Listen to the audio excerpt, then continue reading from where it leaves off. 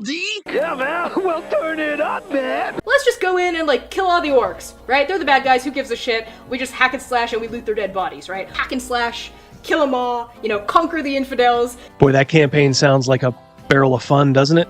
Somebody who's opening a refrigerator and leaning in, right, is the language of a woman. Somebody who's opening the refrigerator and being cut off halfway through that lean is the voice of like a mermaid or a siren. Right? Stardust speaks to you. This is not the face of the hobby anymore. And I think there's been mistakes made in years past where people assumed that D&D players were all, you know, white dudes in a basement. Which has been a faulty assumption for a lot of years and gets more and more false every day. And so it's, in my viewpoint, honestly, guys like me can't leave soon enough. It's a beautiful thing, the destruction of words. You gotta put a little hot sauce on the taco, you know what I mean? We want this dwarf to be the dwarfiest dwarf. Right. We want the elf to be the elfiest elf. And just the dashiest dash of Tabasco. Their voices need to carry across water. I'm a creative. It's a huge drain, right? Because fans can be awful. Al zurdo de mierda no le podés dar ni un milímetro. Pero ¿me podés definir zurdo de mierda que no Todos lo los que, entiendo? digamos, los colectivistas, los que ponen, digamos, o sea, esa idea... A ver, ¿Por qué le pones de mierda, digamos? Porque son una mierda. You say white lives matter, they don't. White lives don't matter because white lives aren't a thing. I disagree. I disagree, Gary. Lutherville, Marina Del X, Otisburg. Otisburg? Where's this monster? She's got her own place, man. Otisburg? It's a little bitty place. Otisburg? Okay, I just wipe it off, that's all. It's a little town. Okay. We'll do it live. Okay. We'll do it live! Fuck it! Do it live! I'll write it and we'll do it live! Fucking thing sucks! In 5, 4, 3. Great sandwich. Thank you. I enjoyed having you here. You're a very good co-host.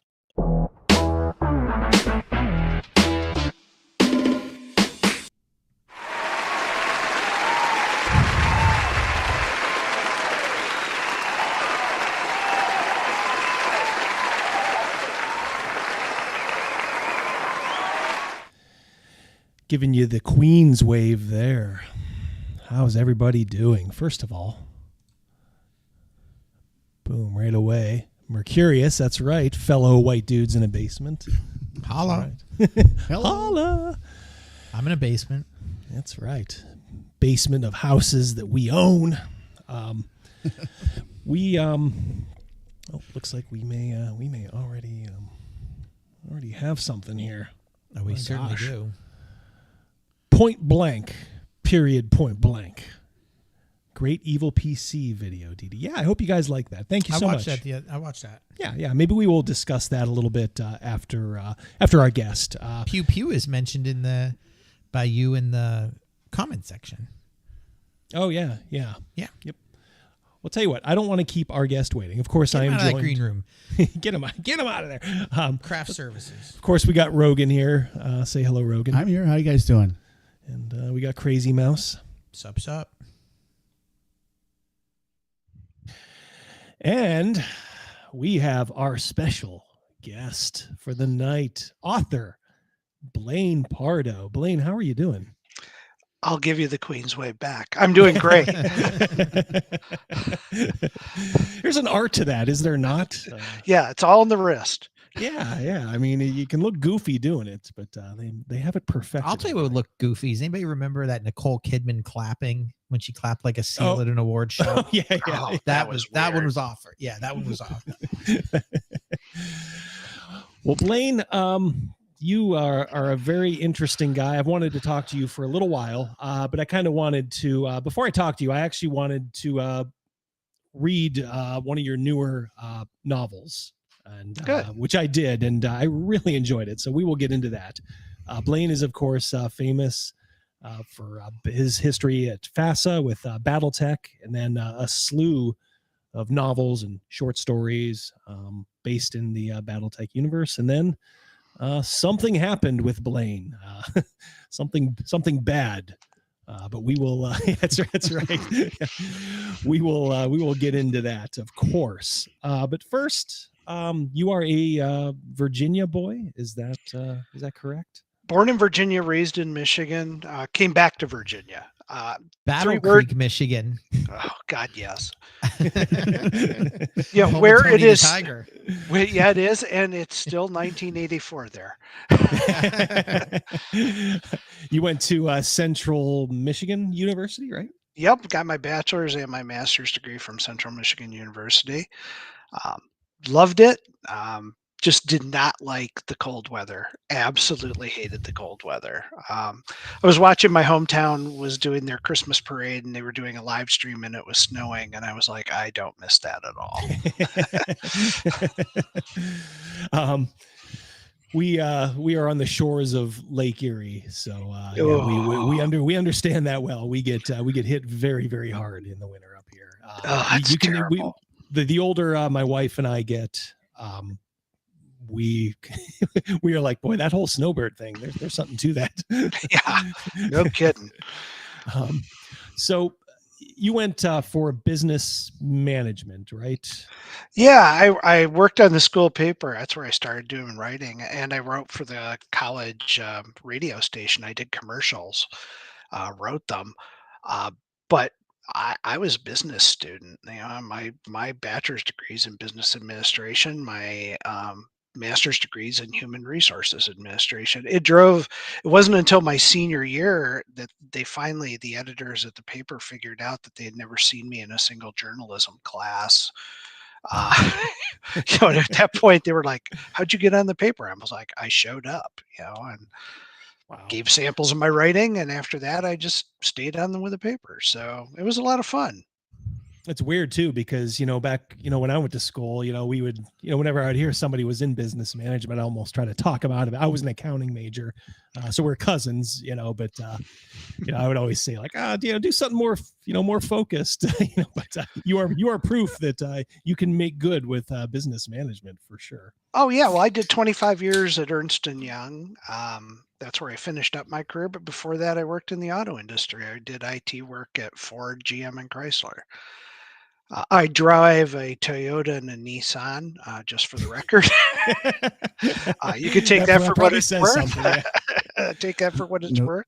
No Subaru? Yeah, no Subaru. No. Do I look like I'm 80 years old? I don't think so. Does he look like a lesbian with salt and pepper hair? Your hair's not blue. Yeah, it's weird because we would always try to buy American, and the last American car I got was a Ford Escape. The damn wheel wells are just rusted completely out. And I look around town, it was a popular model. It was like, I don't know, 2012 or something like that. Every one of them, and I'm like, how do they get away with making cars like this still, when Toyota and Honda and all those guys just make automobiles that are just so much better? I don't know. The American auto industry, and I was there during the Ford quality is job one era, and my Ford, I actually had problems to the point where I had to call the warranty department at corporate and go, I've tried working through the dealership with my Taurus and they can't fix it. So what are you going to do? And I had to leverage, if I hadn't been a Ford employee at the time, I couldn't have been able to do that. So it's crazy. I just don't know how the American auto industry does what it does. And I think we're going to be facing a lot higher auto prices after this UAW contract goes through. There's just absolutely no way that they're going to be able to absorb the costs of all that. So we're all going to be paying more for the American auto industry. I think it's just fewer and fewer people driving too. This younger generation doesn't want to drive. Toyota and Honda are American cars. Yeah, that is true. Yeah, made in Ohio. Yeah, it's like you could argue that they're just as American as Ford and GM and Chrysler. Yeah, but the engineering's better, and that's intriguing. Because it's just that you could drive a Toyota or a Nissan and you're going to go 250,000 plus miles on it and it's still going to keep running. You can't buy an American car and say I'm going to be driving it still after 250,000 miles. Having worked there, is there planned obsolescence for those? Do they build them not to last? Almost, I don't want to say disposable, but I never heard the engineers ever talk about that. I just think that they do it as cheaply and as possible. To hit these corporate fuel average, the average efficiencies, to hit those goals, they just concentrate mostly on weight, not on quality. So it's what can we do to make it lighter so that we can get better mileage off of it to hit the goals that the government imposes on us. It's funny that you talk about working at Ernst & Young and the auto industry. I see some of these guys, especially nowadays, although a prime example is also Monty Cook. Who kind of came right out of college and was happy, like, I never worked a real job in my life, ha ha ha. And I'm sitting there thinking, like, you're missing out.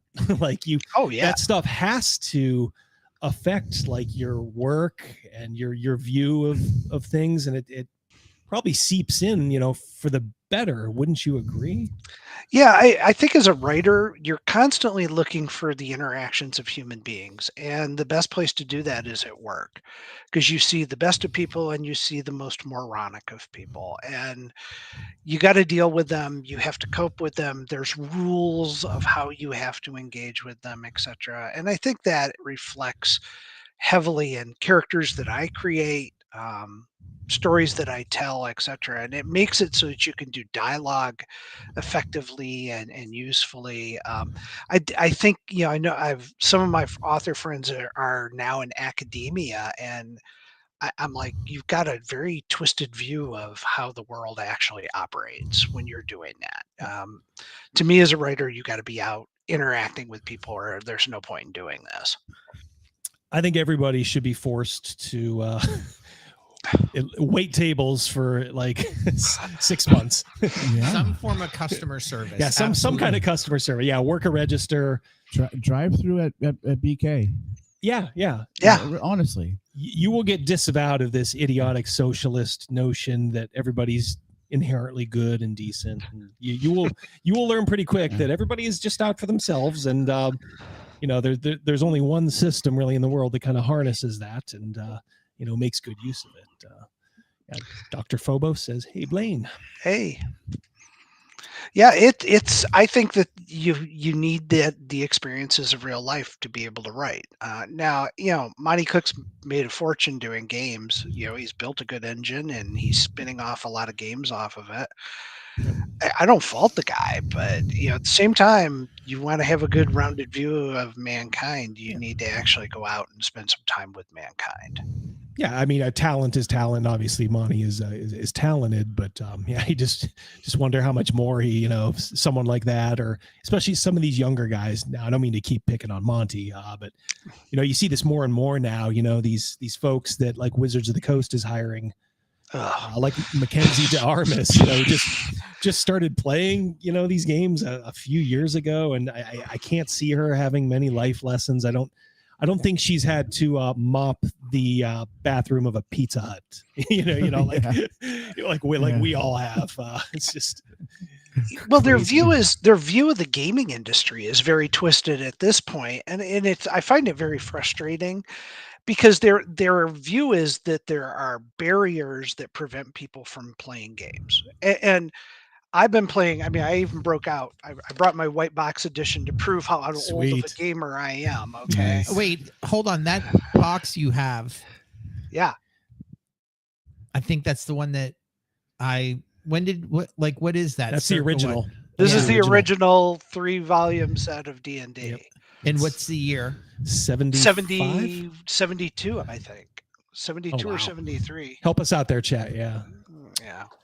I have a feeling that's the game that we started with. I was my brothers played, and then I played later on in life with that box set, and it maybe had some miniatures in it and also some dice. Is that correct? Or no? I don't remember. I didn't have any miniatures, but it did have some cut up dungeon pieces that you could kind of. I laminated them. Yeah, nice. But I think Wizards of the Coast, the problem is they've brought in a bunch of people who aren't true blue gamers. Their first assumption is there's these barriers. We need more transsexuals, gays, women, blah blah blah. They're not. There's barriers that are preventing them from coming in. And I've been in a lot of gaming groups over the years. I've been to Gen Con so many times I've lost count. There's never been a barrier for anybody who wants to game. And frankly, at most gaming groups, if a woman wanted to join, they would be overjoyed. For some of them, treated like royalty. Yeah, I mean, quite frankly, it might be their only exposure to a woman at some point. So they would probably embrace it. But I've never seen anybody picked on because of their sexual orientation, preference, or if they showed up dressed as a frickin' Furby. Nobody cares. As long as you're there to sling some dice, have some fun, etc. And Wizards of the Coast is kind of going, no, there's barriers here, and we want to change this, and we want to bring real world social stuff into a game product. And my ultimate fear is, because they're putting all of this online, if you don't run your game the way they intend you to run that game and somebody reports you, I think they're going to pull your stuff.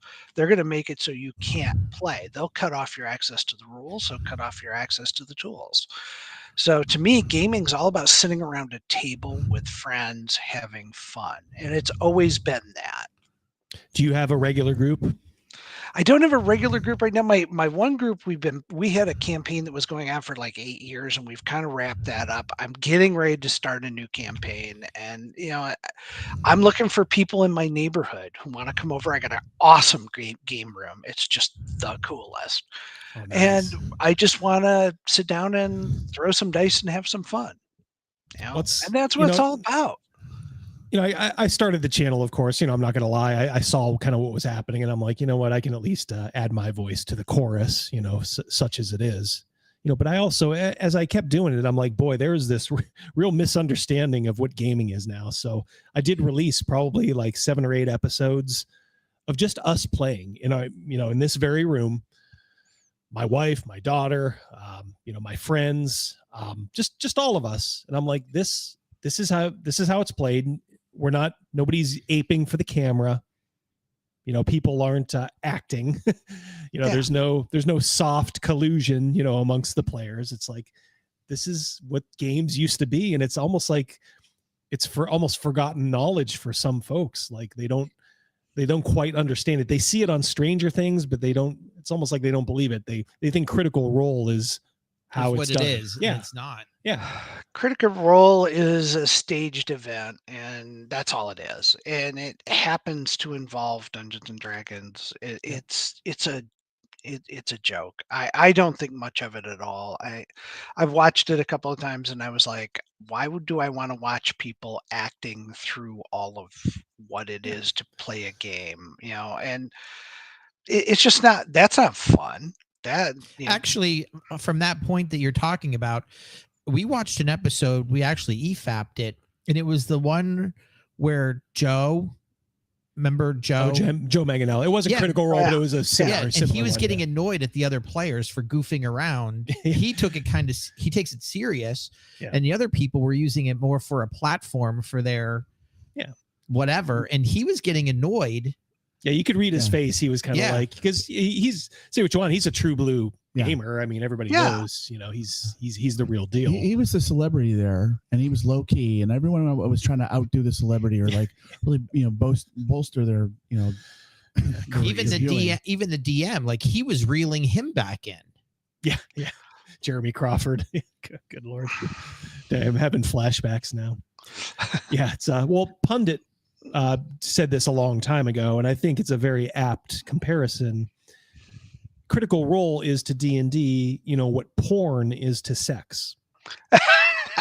It's a very apt comparison. It is. That's pretty accurate.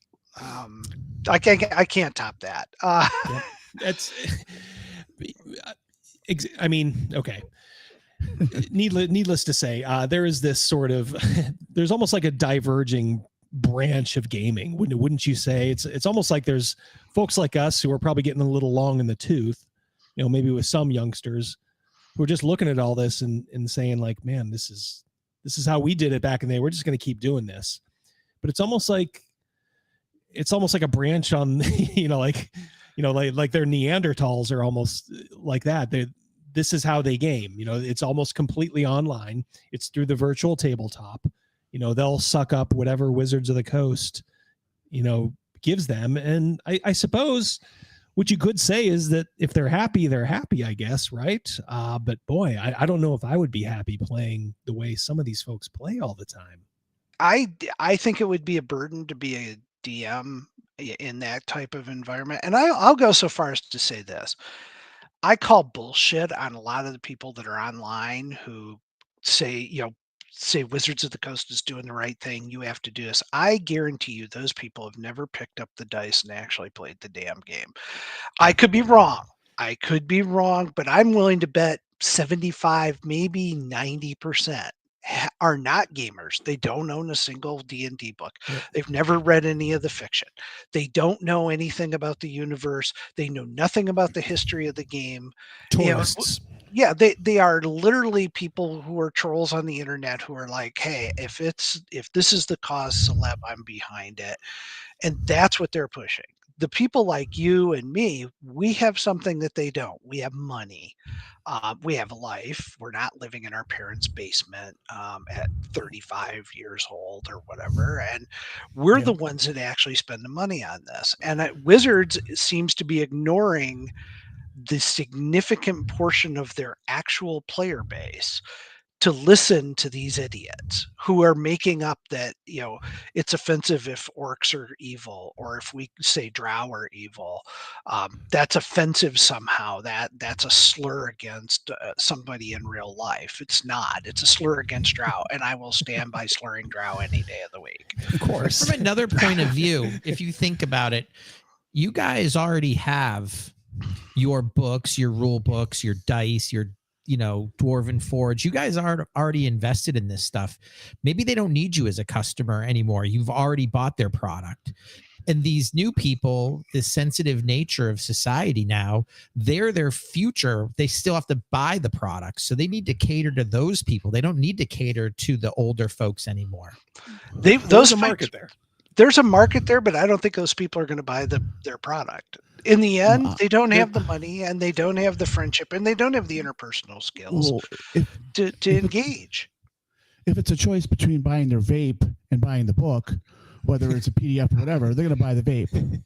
Yeah. I think they will support them to a certain point, but it's support that is maybe a mile wide and an inch deep. It's like I bet you could look at our shelves, and I'm staring at mine now. It's just the accumulation of 40 years of just buying stuff, just even stuff I know will I ever play this? I don't know. I just want it. Maybe I'll play it one time and it'll be worth it if I do, but I'll spend $200 on, this. That's not what these people are. They are buy, maybe the player's handbook, take a picture of it, you take a selfie, post it on Instagram or wherever. And then, maybe they'll fizzle out, they'll play in something and fizzle out. Look, my wife, she's in a board game group, and she's, she plays. There's a couple of younger, girls there. And, God bless them. They wanted to start a D&D, thing. And I guess you could say the one girl who was kind of leading it was a little liberal. She was a little crazy, not completely, just a little bit. But I mean, I could have predicted it, but it fell apart after 2 months. I mean, my wife came home and said, "Yeah, so and so's game fell apart." I'm like, "Well, yeah, of course." Like they don't have it in the blood. Well, and they don't want to hear how we played it back in the day. I get it. They look at us and they go, "You got gray hair, no hair, whatever." They don't want our opinion on anything. So I get it, but here's the deal. We've been there and known that. Until you've been, you went to Traveler, the original box set, and had your character killed during Generation. If you haven't done that, I really don't give a damn about what your opinion is.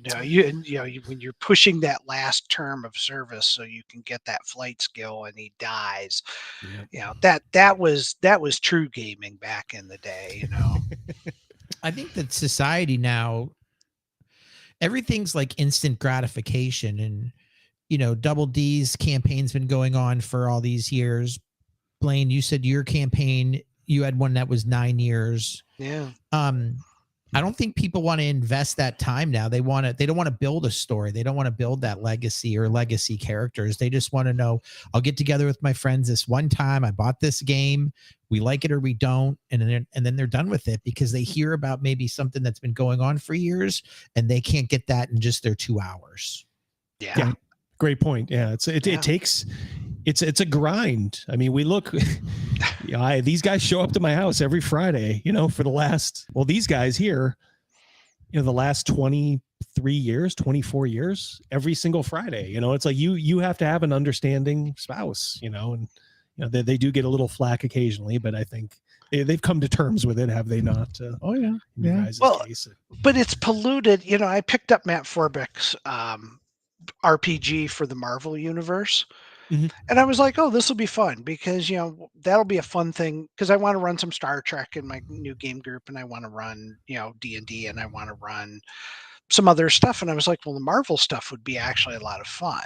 And, I'm reading in the first 2 pages of it. It says, okay, well, you got to sit down with your player group and decide if characters can be killed. And I'm like, say what? I'm of course characters can be killed. I'm not putting this up for a freaking vote.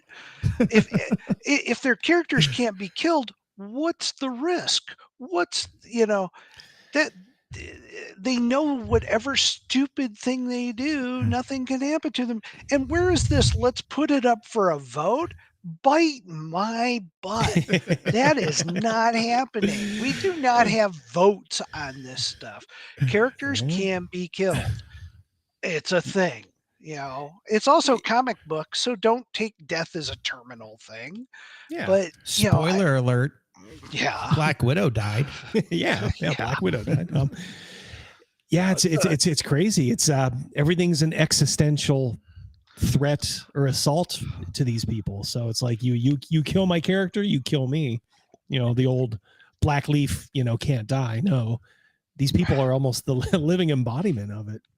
Yeah. Well, I think the younger gamers, much like they don't understand reality versus online. They can't separate that. Their fake personas that they have online are who they are. And they get upset when somebody says, well, your fake persona is an idiot. And I'm sorry. They get upset as well when, their characters get killed. They take it as a personal affront. And it's like, look, it's your first level. I got news for you. You're going to die.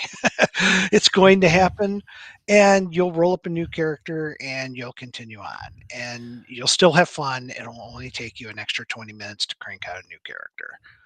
Well, the environment has never been, better laid for that kind of stuff, with the safety tools. We got a comment there about throwing the X card. I'm sure all about those, but also just the way the new D&D is kind of set up. The way they just keep more and more and more advantages for the player, more powers, more this, more that, more that. It's like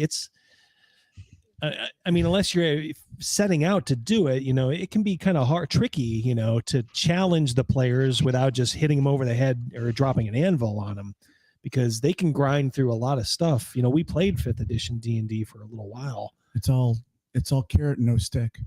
Yeah, exactly. It's just, it kind of teaches them and I think it teaches bad habits too. Cause it's like, oh, well, I can get into this combat. I'll just keep fighting until we win, and it's like most games out there. No, I mean, I don't know if you know who Greg Gillespie is.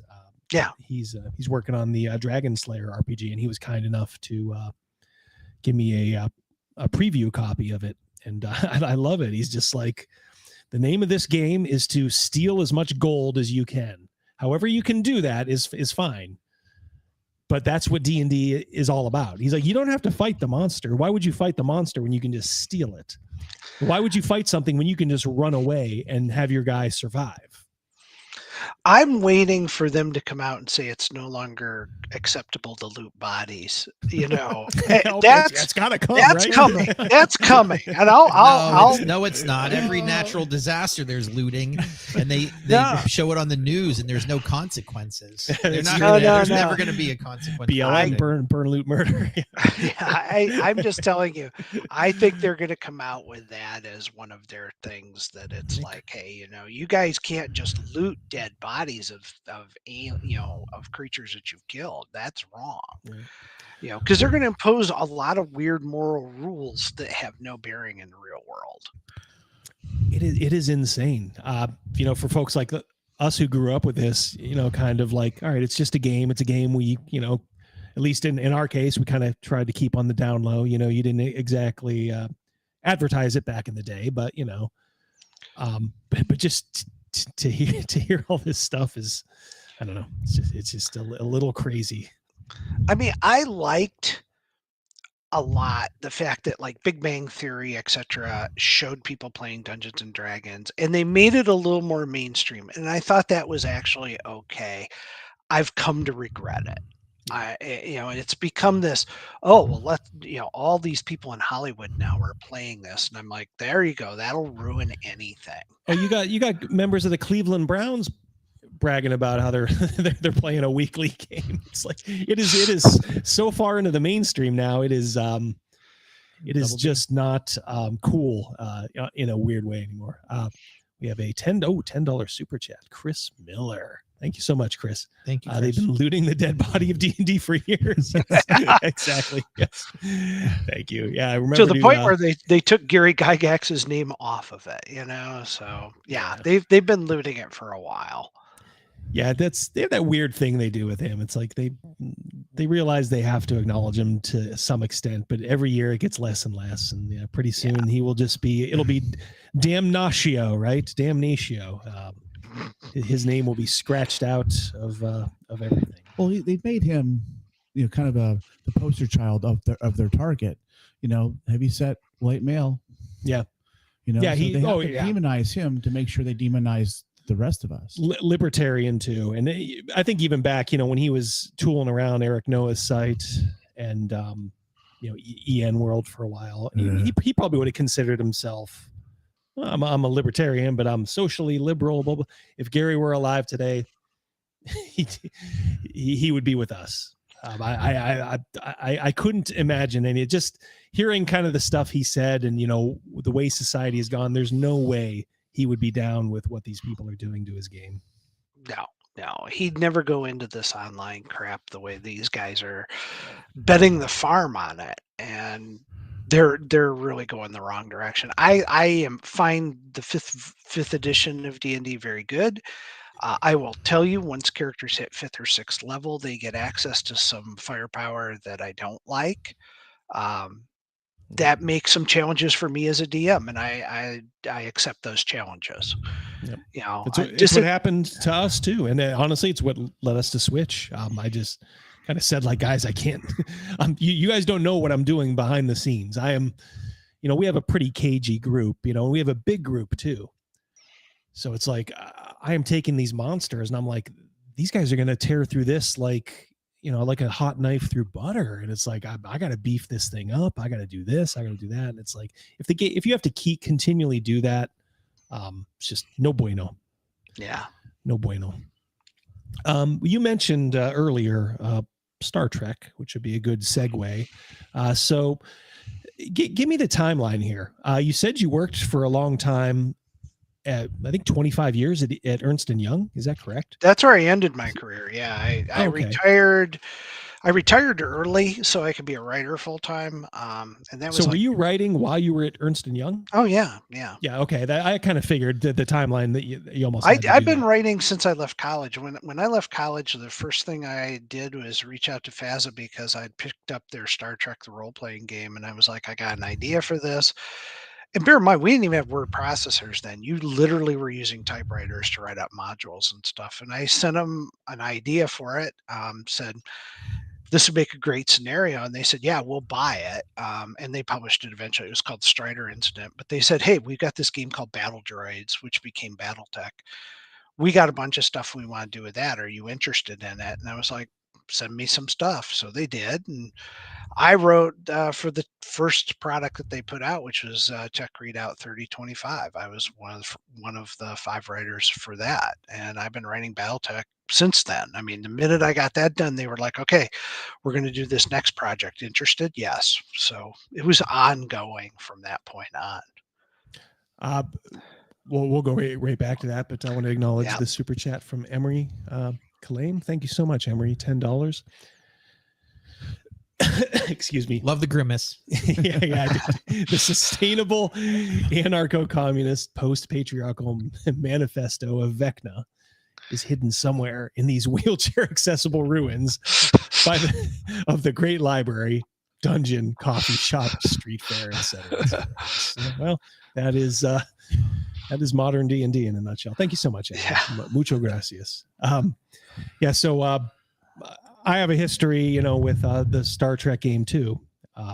Not so much Battletech, it was always my friend Chris had it. That's whose book I showed you earlier. But Star Trek, me and my friend Gavin Morgan, there was a time when it was kind of just me and him. So we would play a lot of one-on-one Star Trek. And man, I love that game. I fell in love with that Starship combat system. The Starship combat system is my favorite thing because it was the first thing where you actually could apply your skills to the piloting of a ship or the engineering of the ship or whatever. And it was, the system was fun. It was fun. Resource management. You have a certain number of power points to allocate. What are you going to do?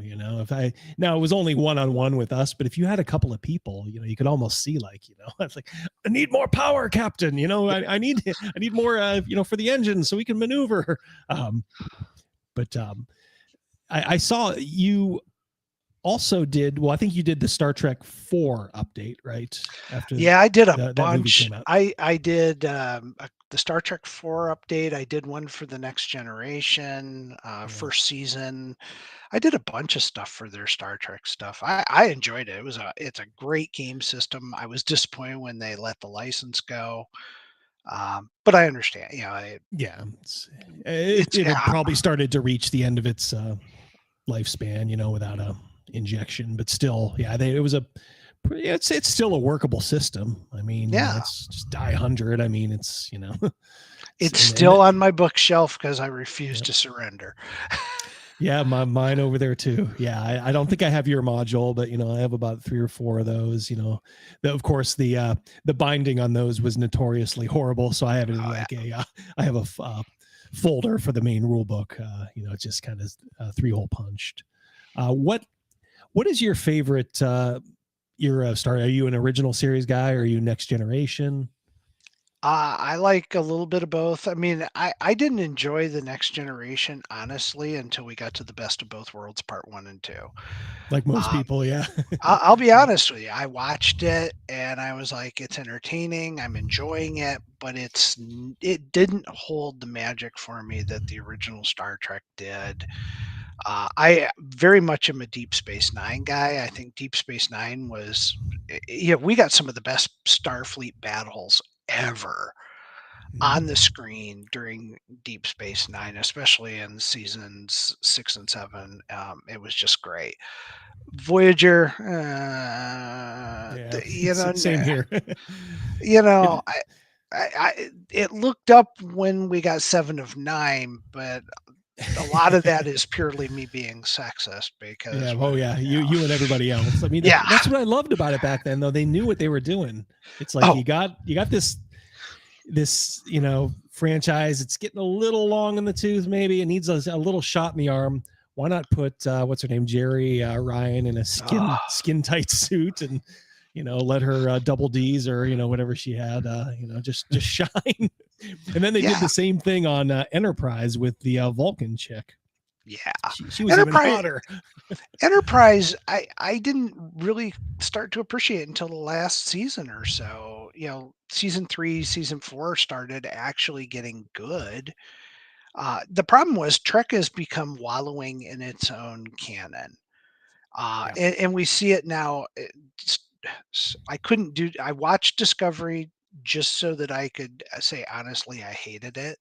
I wasn't, taking internet pundits' perspective on it. I watched it and hated it all on my own. I didn't enjoy that. Picard, I didn't enjoy until we got to the last season of it, which was probably one of the best homages to a science fiction series, giving them a proper end. And it's a miracle that none of those people died in the decades that had passed since that show. Yeah. They did a great job. I have a question. Sure. For that 7 of 9, which came first, her or Rebecca Romaine as that blue girl? Oh, 7 of 9. 7 and 9. 7 of 9. Yeah, that was mid 90s. I think Rebecca Romaine was like late 90s. Yeah. Yeah. Same kind of outfit though. Yeah. Same exact outfit. You're looking it up. I can. I just looked it up and I was like, man, it looks like Mystique. Yeah. But Mystique was in a comic book way before then. Correct? Yes. Well, yeah. But of course, the quintessential version is Rebecca Romaine.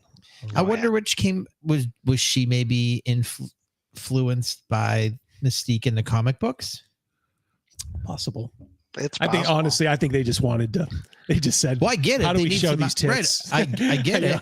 How do we show these off? The and best here's way? how we can do it. There's a comic book from X-Men.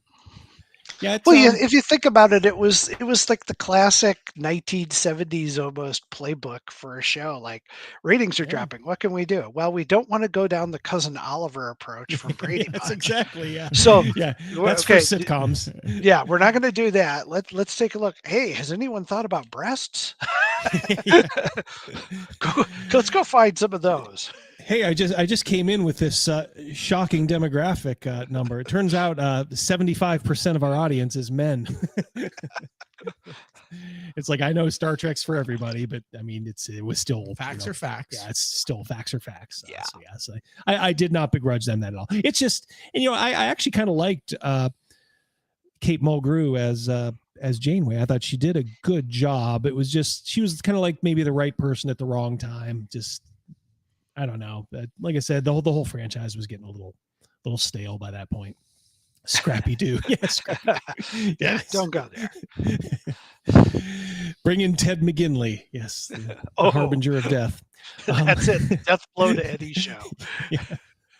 All right. So you're working a little bit on the Star Trek RPG at FASA, but you come in kind of a little bit past its prime there. But they throw you this Battletech property to kind of go to town on, and I think you did something like 22 source books for them. You started out with Sorensen's Sabers, maybe. It was Snords Irregulars, and I think was one of the first scenario sets I did. There's a blur as to what the order is on those, but I cranked out a lot of them over the years. Yep. Oh yeah. Talking about sex selling for a cover. It's like Tales of the Black Widow, the original, with her in the skimpy shorts and the cut t-shirt. And, it's like a lot of that stuff just, nowadays would never cut the mustard. But I think if you buck the trend, I think there's money to be made out there for somebody who just says, you know what? Send your complaints to Go Fuck Yourself. This is what we're doing. You know what? You don't like it. Sorry. I agree. And of course, I had this queued up. Yeah, the first year I tried to get this. When I first started playing D&D again in like 91, which kind of kicked off. I'm still in that that sort of wave. But I remember I said, oh, there's this great Star Trek game.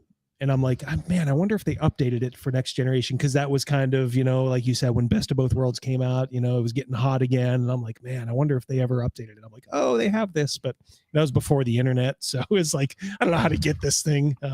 Our local shop didn't carry it, but yeah. It was a lot of fun. I mean, I got involved with that. And honestly, that led to when they did Star Trek computer games, Brady Books reached out to me, and same thing with the MechWarrior Online, the games for Sega Genesis and stuff. They were like, hey, we write these tip books on how to beat the game. Would you be interested in doing that? And so I did that. Yeah. And it was kind of fun when we did the Star Trek Generations game. I was actually out in LA, or actually I was in San Francisco. I was in San Francisco at the time for Ernst & Young doing a training class, and they were like, hey, by the way, across the bay is where the programmers all are. So I was like, well, I'll take a couple days off and fly back later.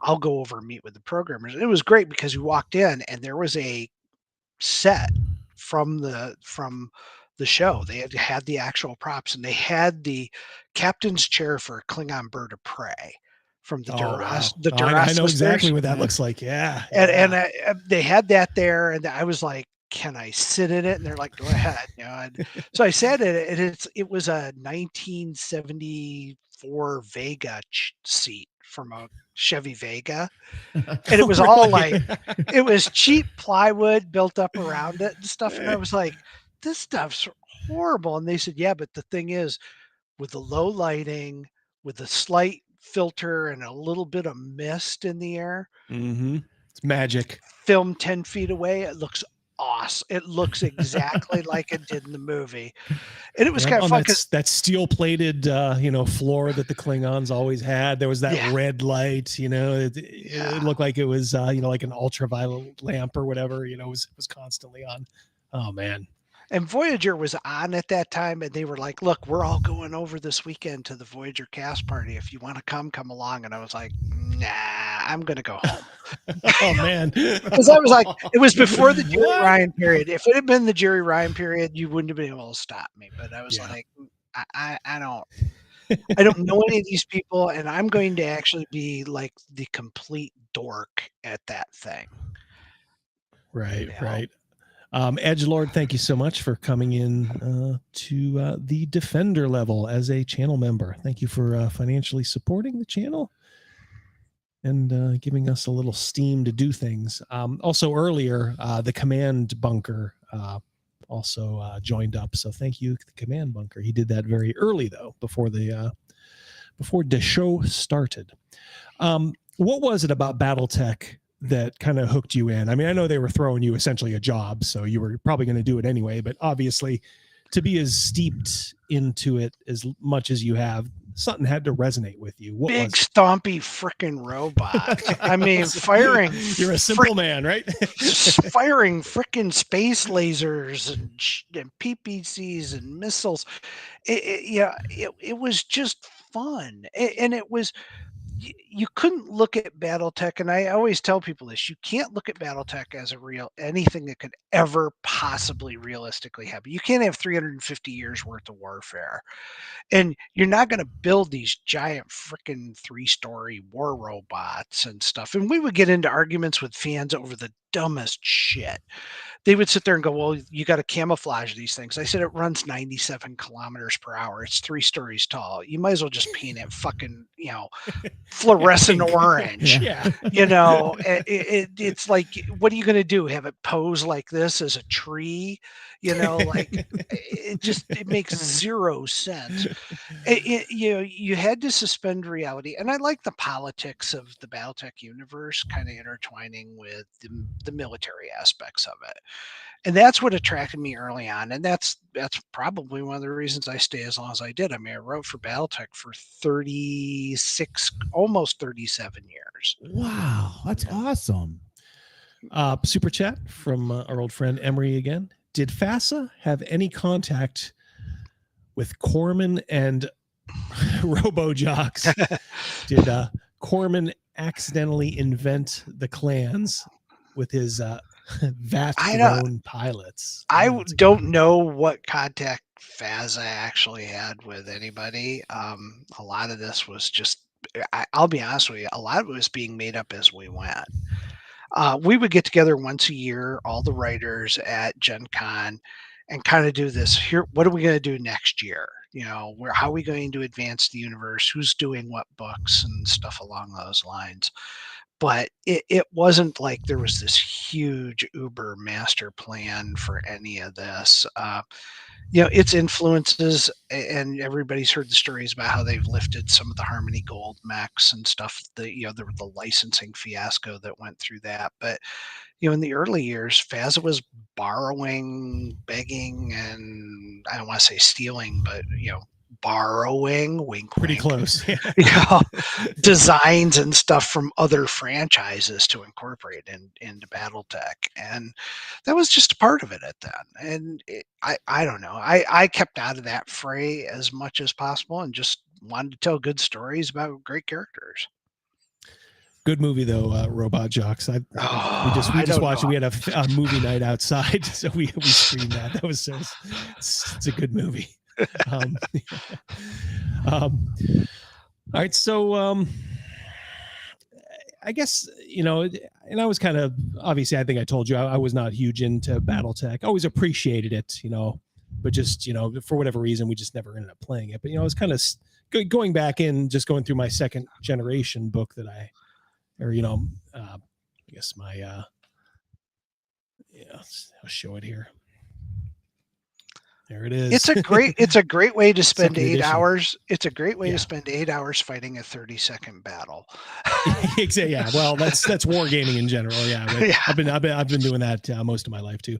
But as I was just kind of reading this, I do like the aspect of that they can't fix these things anymore. Like they have sort of lost the ability to create, so they have to kind of keep That got thrown out though in 1989, and then they started raising regiments of these things, and everybody could build them. And that was the early days. The early days were so cool because it was like there are no new mechs, and you had to salvage to keep things operating. And I always consider that the real heyday of Battletech was the 3025 era, because it was like You everything just said was that, broken. and this just popped up at the same time. There you go. 25. Oh, that's Max. That's Max Liao, Legion of Myth. Yeah, he's a great YouTuber. Yeah, that's where he obviously gets his name from. Capellan, right? Max Liao. Yeah, I'm aware. But it was fun back then. And then we moved to where everybody could raise regiments and armies of mechs, and warships returned. And when they started incorporating tanks and stuff into Battletech and stuff, that really started to throw the game a little bit. And aerospace fighters really became a horrible way to imbalance any game, because they could fly through, strafing a big old path, and it got out of hand a little bit, in my opinion.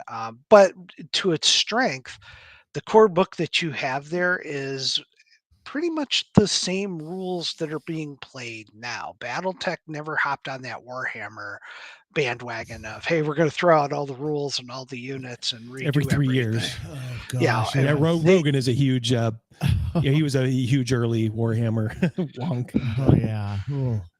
And Catalyst, all the various companies that have owned the license to Battletech, Catalyst being the current one, they have, to their credit, not fallen into that trap. I'm not saying they won't at some point in the future, but they don't. It's still the same game that it was. There's layers of additional rules that have been put on top of all that you can use, but it's still the same core game. You're still shooting at stuff, hitting a body part, and marking off little circles of armor before you hit the internal structure and stuff. All right. So I was going to ask if, because you mentioned Catalyst, and I was just going to ask, it doesn't seem like it's a sore subject for you now. You still seem to have the love for Battletech. Is that fair to say? I love Battletech. I gave it 3 decades plus of my life. I'm very proud of everything I've written for Battletech. I have zero love for Catalyst games. Sorry. In the mid-90s, you started writing, in addition to like doing all the source books for the game. Then you started doing fiction novels for Battletech. That very successful, which had continued pretty much up until a few years back. Is that not correct? Yeah. It was 2022, I think. Yeah. That was the last Battletech novel. Yeah. So, Well, actually, my books, Hour of the Wolf, which was one of the bigger books that we did that advanced stuff, I was told by several people at Catalyst that was their best-selling piece of fiction and their highest-rated piece of fiction that they had ever published. So naturally, they canned you. Oh yeah, they should give me because that's what we do. All right, so I'm going to give you the platform. I'm sure you guys have kind of picked up, and obviously because he's comfortable to come on here. Like me, Blaine is, I think we could say, conservative, right? Oh, definitely. Probably voted for Ronald Reagan, right? Yes. Probably. One of my life's regrets is I was just too young to vote for Reagan in '84. So damn. So you are a rock-ribbed conservative, always pretty much have been. Explain. All right, so you're working on the Battletech license at FASA, then it moves to eventually to Catalyst Games. Yeah. Right. The owner of the property is actually Topps, who has now been bought out by Fanatics, but they actually own Topps, it. the sports card company. Yeah, Fanatics, who does all the T-shirts and baseball caps and stuff, owns Battletech now because they own Topps and they license it to Catalyst. And basically everything was going okay. I had an online stalker, which you do get occasionally. This was a person that took pot shots at me every chance they could online, tried to engage me. And of course I did what every normal person does. I blocked them on Twitter, and then they tried Facebook and I blocked them on Facebook, and then they started sending emails and I ignored those. And this person continued to push and say that I was all sorts of terrible things based on whatever is in their mind, that I was. Finally, when January 6th happened, a few weeks after January 6th, I put up a post on Twitter. It was probably a mistake, but I'm not even going to admit it was, because I thought it was funny, and I still do.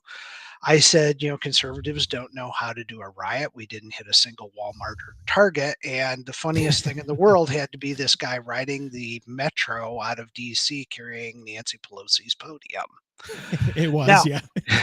Yeah, it just had to be like no one you could picture everyone on the metro car not saying anything while they're going out. Yeah, but that's what I posted. This person went off that I was an insurrectionist, that I was a seditionist, contacted Catalyst and said, Blaine Paro has been hiding Confederate messages in his books and is all of these terrible things, and you need to stop doing business with him, pull his books.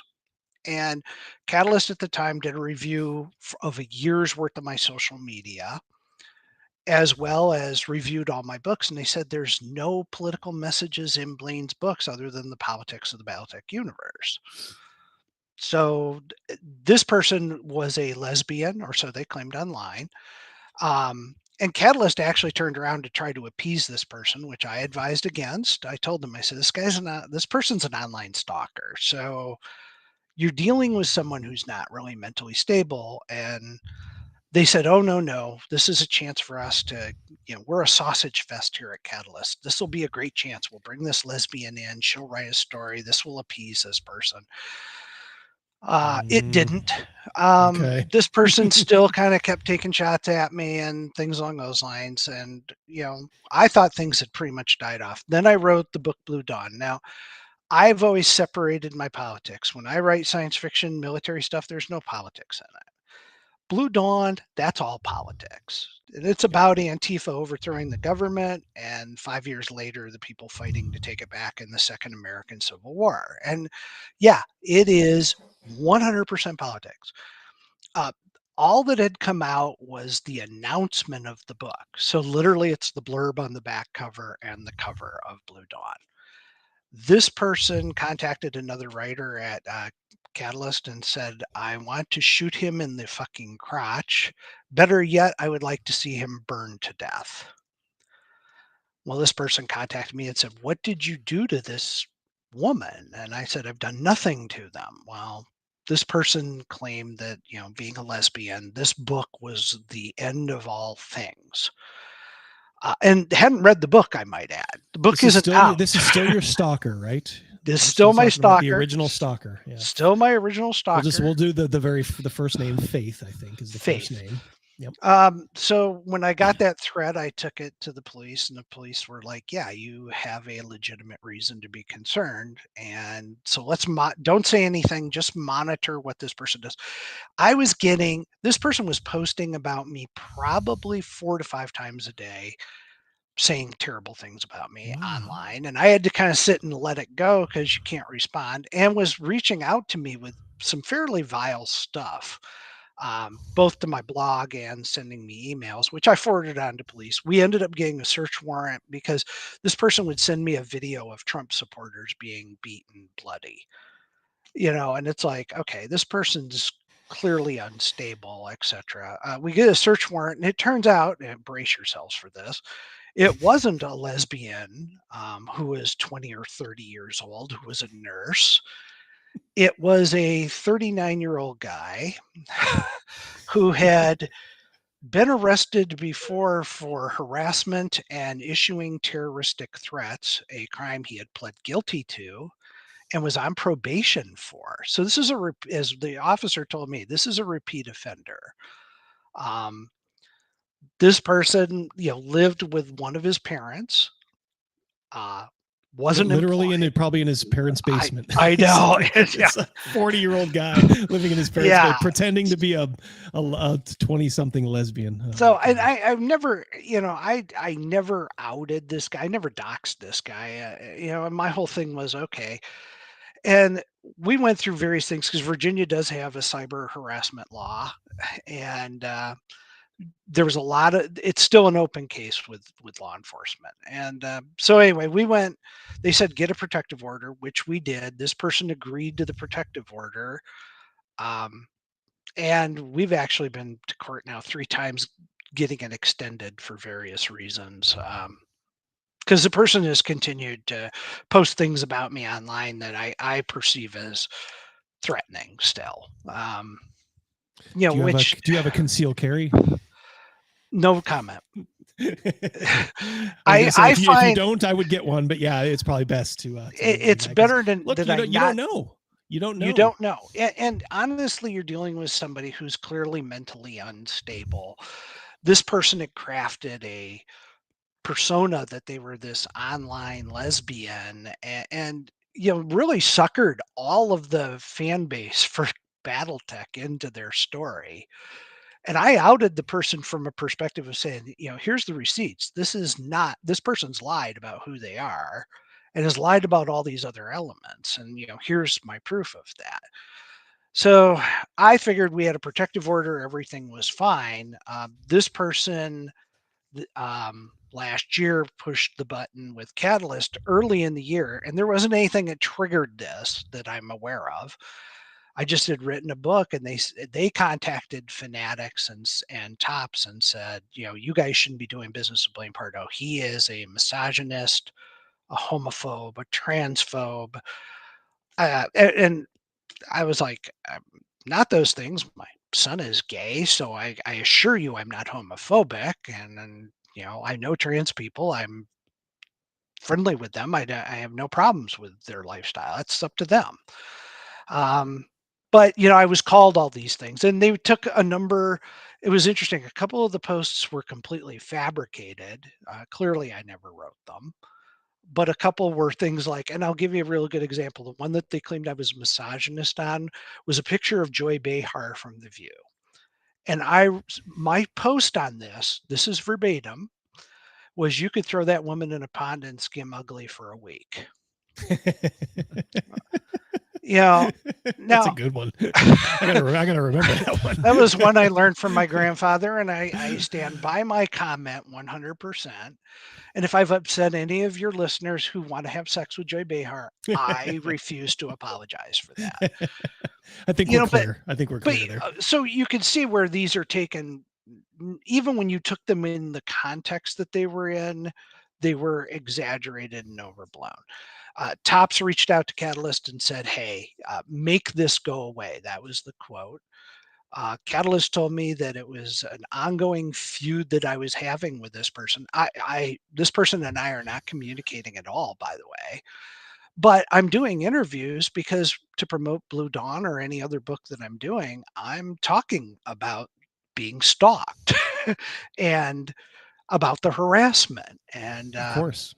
And this person, every time I did an interview, went nuts online in the Battletech community. So their solution to that was, rather than tell this person, look, we produce fiction.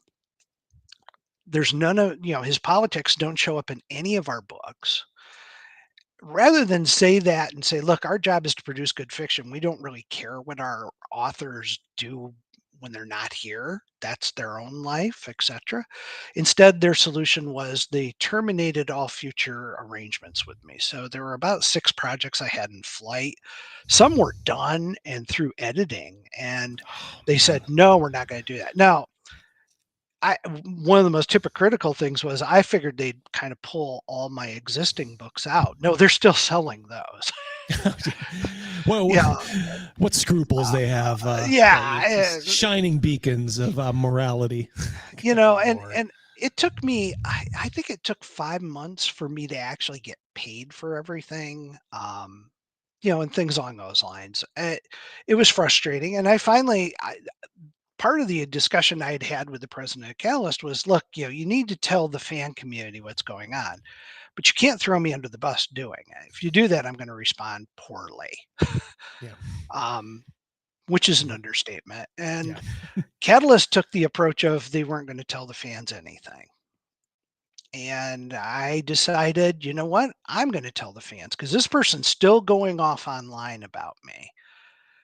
And if I just never, fans were expecting books because I told them in my blog, here's the books that are coming out and things along those lines. They're waiting for them and they're asking me when are they coming out. And I'm now in a position where I can't say anything without doing this. So I finally just came out and told everybody in the world that, I got canceled. And this is the circumstances. I actually put the transcripts up of parts of the transcripts up in my discussions with Catalyst. I mean, I brought receipts. Would you term Catalyst necessarily woke, or are they just cowards? Yes. I choose both. The editor and I had been going back and forth over stuff. And it was clear that they had adopted a very woke approach.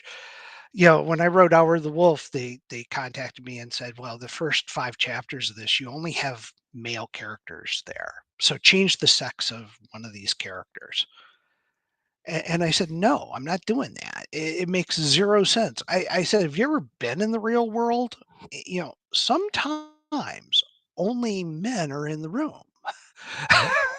Sometimes only women are in the room. It's like they can't get that through their skull. That it always is like a United Colors of Benetton thing with them. Yeah, there was a lot of that going on in Catalyst, and it was I noticed it, but I didn't connect the dots. I'll be honest with you. I just kind of was like, look, I'm a hired gun. I write books. Just let me do my job, and I'll be all right. The other part is I think they are afraid, and they're afraid of a backlash from this vocal community that is really, I would say, a minority. And I still maintain that group isn't the group that's actually buying your product anyway. These are not the guys that are buying your product, and you're kind of stabbing in the back your conservative fan base by doing this. It's kind of like we're going to cater to what they want, not what you guys want. And it was interesting. They put up some online polls.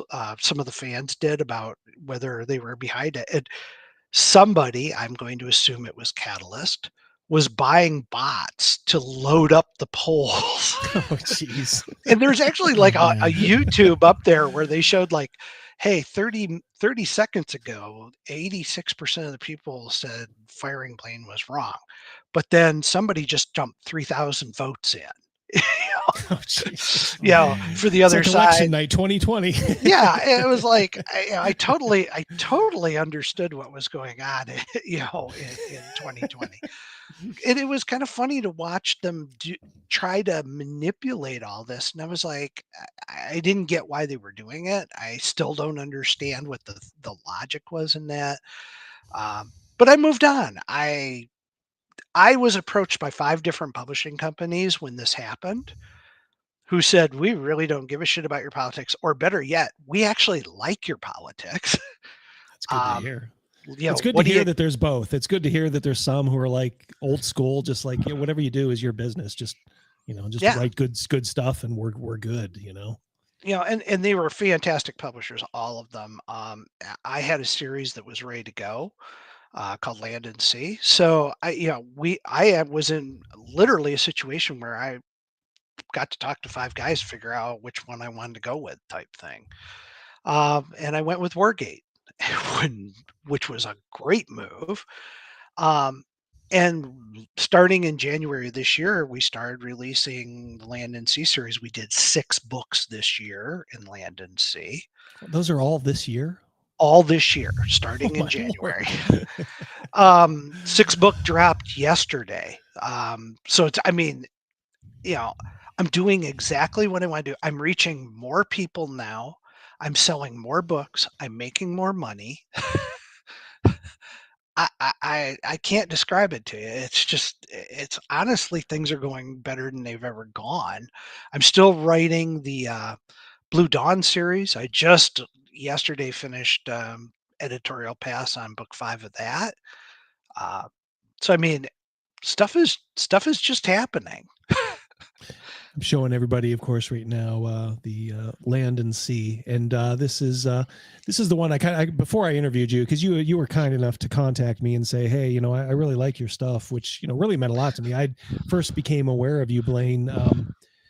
This whole thing kind of came to my attention when Razor Fist brought it. Razor Fist is one of my favorite YouTubers. I think he's probably the best YouTuber out there right now. He's a riot. He's a riot to listen to, and I watch him even when I don't know what the hell he's talking about. It's just it's entertaining. But he's a big Battletech guy, yeah. So he was, he first brought to light, what was happening with you. But before I talk to you, I'm like, it's unfair because I wasn't a huge Battletech, even though I knew we could maybe talk a little bit about Star Trek and that. I'm like, I do want to read one of his books, and this is the one I read, Ratchet's Run. I guess I just dove in. I don't know, maybe that was what was being released at the time, and this is a really cool book, Ratchet's Run. So I guess let's take a step back in a very give me the elevator pitch for the Land and Sea series as a whole. Oh, it's so cool because it's Mecca again. It's set in the year 2040 is the start. And aliens have been dropping in the ocean. We didn't know it for the last 5 years. Around the time we start piecing together that there's something going on in the depths of the ocean, it's a little late. They attack. Our line of defense are these mecha that are called Ashers. And it's a combined arms approach. They're not out there on their own fighting. It's not, armies of Ashers out there doing this stuff. They're working with the infantry and the Marines, and we're fighting a desperate battle. And for the first time ever, all around the world, mankind is being attacked from the oceans. And you'd be surprised how little defense we actually have. And it's a lot of fun. It's just a blast to do. It's kind of a callback, but even though I started at book 5, you can jump in, I think, safe to say, anywhere in this series, right? I was able to pick up pretty much, the first 3 books are kind of foundational, but we're trying to set these up so if you want to jump in on a certain book, you can. But obviously, reading the first 3 books is kind of the most helpful because it's the start of the war. Yeah, start there. But like I said, I had no trouble jumping in at Ratchet's Run, but kind of a callback to what we said earlier. It is kind of harkens back to the Battletech 3025 because you do kind of painstakingly say like these Ashers are precious. It's like you go out and if one has been scrapped, you go out and you find it. Because those parts are valuable. 1 second here. We have a $20 super chat. Yikes. Craig L. Thank you so much, buddy. Great to see you here, Blaine. I'm working on reading the Land and Sea books and looking forward to getting the miniatures game. We'll have to talk about that too. Have there been any thoughts on publishing a Land and Sea RPG? Yes. There you go. I actually did the design work for the RPG and the tabletop, and we are in development. The alpha test is starting real soon. I just tantalize you a little bit to prove that it's happening. This is the first prototype of the boss miniature. Nice. So, I mean, it's a real thing. This stuff is really happening. We're having a They're called the blast. Fish, right? I mean, That's what we call them. The British have their own names for all of them as well. You'll see that in book 6. We introduced the British. They don't have Asher rigs. They have sovereigns named after sovereign knights, and they named them after all World War II aircraft. So they have the Spitfire, the Hurricane, the Lancaster. It's the Meteor, all that stuff. So it's fun for me because I do write military history as well, and I'm able to kind of tap into that a little bit and pull it in. So it's just fun. It's science fiction military stuff. I think is great. I've always enjoyed it, and that's really at the heart what Battletech is. But yeah, we're going to have an RPG, and we're going to have a tabletop game to play, and it's going to be fun, and it's not going to be Battletech. It's going to be, I think, a little bit better, and we're just going to have some fun doing it, and that's part of what I enjoy doing. I was going to say, if you wanted anybody to write a, let's say, a friendly competitor to Battletech, it would be you. I mean, you're the guy. So I'm looking forward to that. Maybe I'll just say screw Battletech altogether. I'm just going to wait until you get your thing done, and then we're going to have some fun. And to me, that's what I think. What everybody has forgotten is this was never about politics. This was about character assassination and the woke mob. And you hear about it all the time. Trust me, I've been through it. It's a real thing, and it's not a fun thing to have your life threatened. And to have somebody say they want to burn you alive, I've got a wife. My grandson spends time here often. You have to seriously you have to change your lifestyle to address these kinds of threats and problems. Yeah. There's a lot of sleepless nights as a result of this. And it's not a fun thing, but in the end, I'm not cancelable. They canceled me, but I found out there's a lot of publishing companies out there that support conservatives, and there's a lot of fans who want to read this stuff. And as long as you've got those two things, you can't be canceled. And it's a real liberating thing. That's why I'm doing things like 6 books a year for the series, because I can. And nobody can stop me. Seems I don't know, maybe this is pie in the sky, but it does kind of seem like we are sort of turning the corner on this whole cancellation thing. It's kind of sad though that you kind of got, I don't know, I guess it would be good for everybody if you were one of the last ones, but I see especially with Twitter the way it is now, with Elon Musk just kind of changing the whole paradigm. When people start to cancel people, it's like so many people are like, go fuck yourself. It's like it's so refreshing. Just I don't know if you saw, but there was a fan of the Kansas City Chiefs. And it was a young boy. I saw that. Young boy in war paint. At the Raiders game. Yeah, he had half black, half red. And some idiot from Deadspin, tried to go after this kid. Well, that guy from Deadspin, Karan Phillips, I think is his name, he is getting excoriated. I mean, I have never seen Twitter be this gloriously vicious. He keeps trying to tweet things like it's normal, and everybody just jumps in there and says, when are you going to apologize to this kid? Oh, who, by the way, it shouldn't matter. He's an American Indian. Yeah, the kid has Indian. His father's like part of the tribal council or something. It just makes him look even worse. I mean, he has these tweets up there that have. He has 10,000 followers on Twitter. He has 1 like on some of these tweets, and then 1,000 comments from people just saying get bent. When are you going to apologize? You're the scum of the earth. So I'm starting to kind of sense people have kind of had enough of this. It's been, 7 years since Trump got elected, and all that stuff. And I know there was stuff going on before, but it kind of kicked into high gear with all that. And I think people are just tired of it. The normies are starting to get tired of it. Hey, Double D, give your tablet a shake. Oh, it's not on there. Yeah, I had to turn it off. I was trying something different. Oh, okay. All right. Okay. Thank you though for noticing. Yep. Always vigilant. Thank you. I think it's waning. I don't think it's gone yet, and it's because they've had successes with it. You look at what they did with Dr. Seuss. You look at how they're going through and rewriting some of these classics of literature to update them for modern sensibilities. I don't think it's gone, and I don't agree with Nikki Haley's approach, but I know where she's coming from, where she's like, look, we need an actual person associated with some of these social media accounts. I tend to agree with that. It's nasty stuff. And a lot of these people, my stalker, suing him isn't going to do a lot. He's, has no money.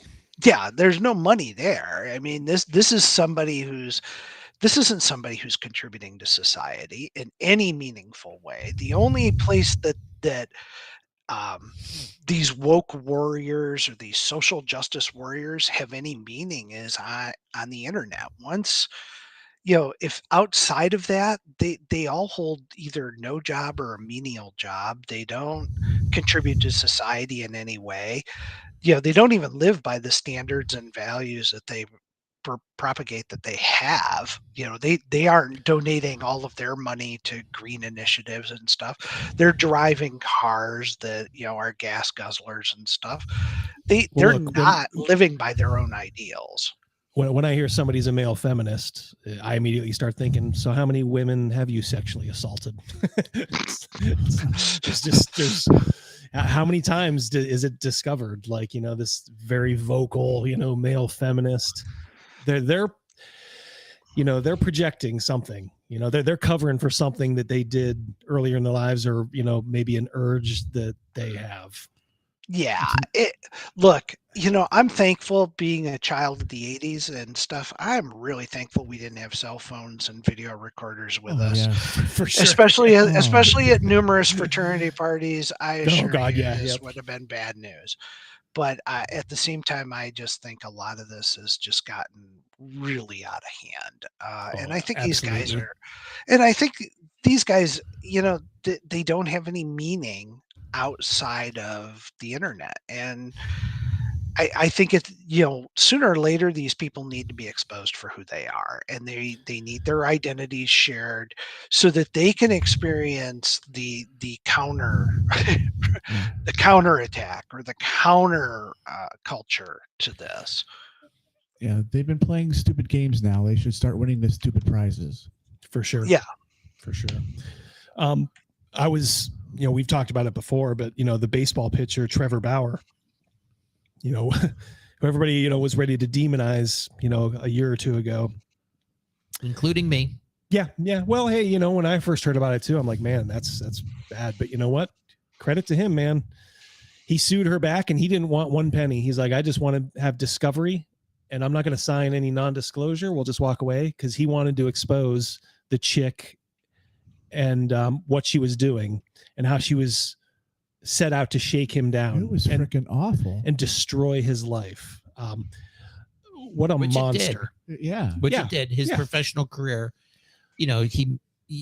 He's a pitcher, so he can pitch later into his career, lifespan, but athletically, he's past his prime. These you don't get these years back as right, a pro and his earning potential is not the same anymore. Yeah, but it's like, he's putting on a good front, because, he seems to be, fine, being over in Japan or whatever. But I love that video where all he does is he's just on a couch and he's just like, here's what this chick did. Boom, boom, boom. We need more of that. Right. Now he has the money to do that kind of stuff. And like you said, Blaine, some of these people that, offend like this, they're ramen noodle eaters, in their parents' basement. You're not going to get anything out of them, but you can still expose them, like kind of like you did. I'm sort of glad that you did that. That you showed people this guy is not a lesbian. And what does that say about the feminist community? That this guy can, portray himself fake being a lesbian.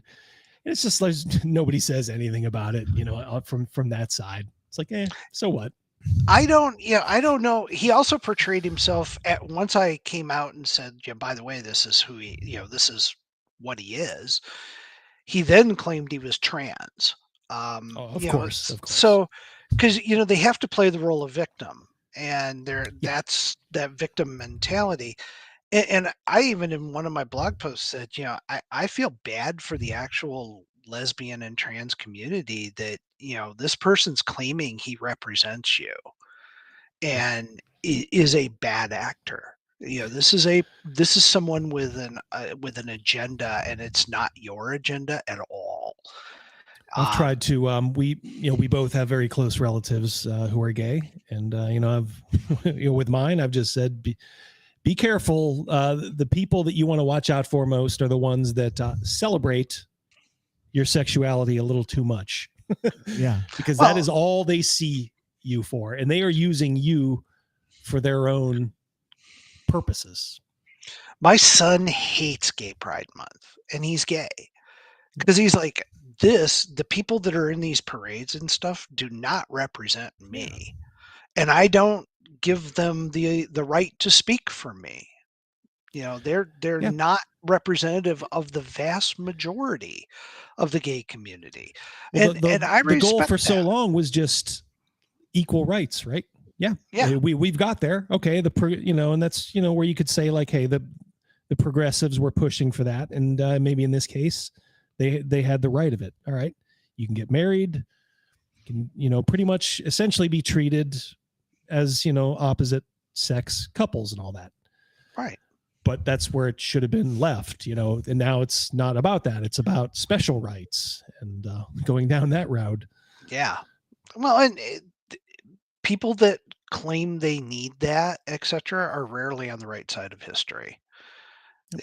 I have to have more rights than you. My rights are more important than your rights. That's where you start ending up with people saying, I'm a better person than you, and the group of people that I associate with are a better group of people than you. And then you start getting the demonization of other groups. And, this has gone all the way up to our own president coming out, the whole Dark Mirandon thing, showing up and saying, hey, the opposing political party is a threat to democracy and are domestic terrorists. Never in the history of our country have we had that laid out before. No, it's certainly in dark times. I keep having hope that they can be, I like when Candace Owens was at that like a town hall meeting and she was like, life's tough, wear a helmet. I like Candace. Yeah. She is a fascinating person.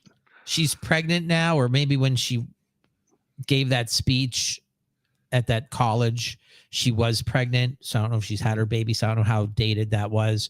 But she's like, I just don't have time for this anymore. I just don't. Life's tough. Wear a helmet. I love these, and I love these. It's weird because you get a couple of these like female sports reporters like Sage Steele, who I adore. I love Sage Steele. Michelle Tafoya, who was on Sunday Night Football forever. These guys had enough, and they're like, all right, I'm done doing this. I'm going to come out because I'm just so sick of what's going on, and they're very vocal now about, standing against this kind of stuff. So I think the more people have a little less to lose, and they're kind of like, well, you know what, I can still make a living doing this. I can still be a voice and have some influence. just by look. I couldn't imagine what it's like being one of these people on the left where you are just in fear always of saying the wrong thing.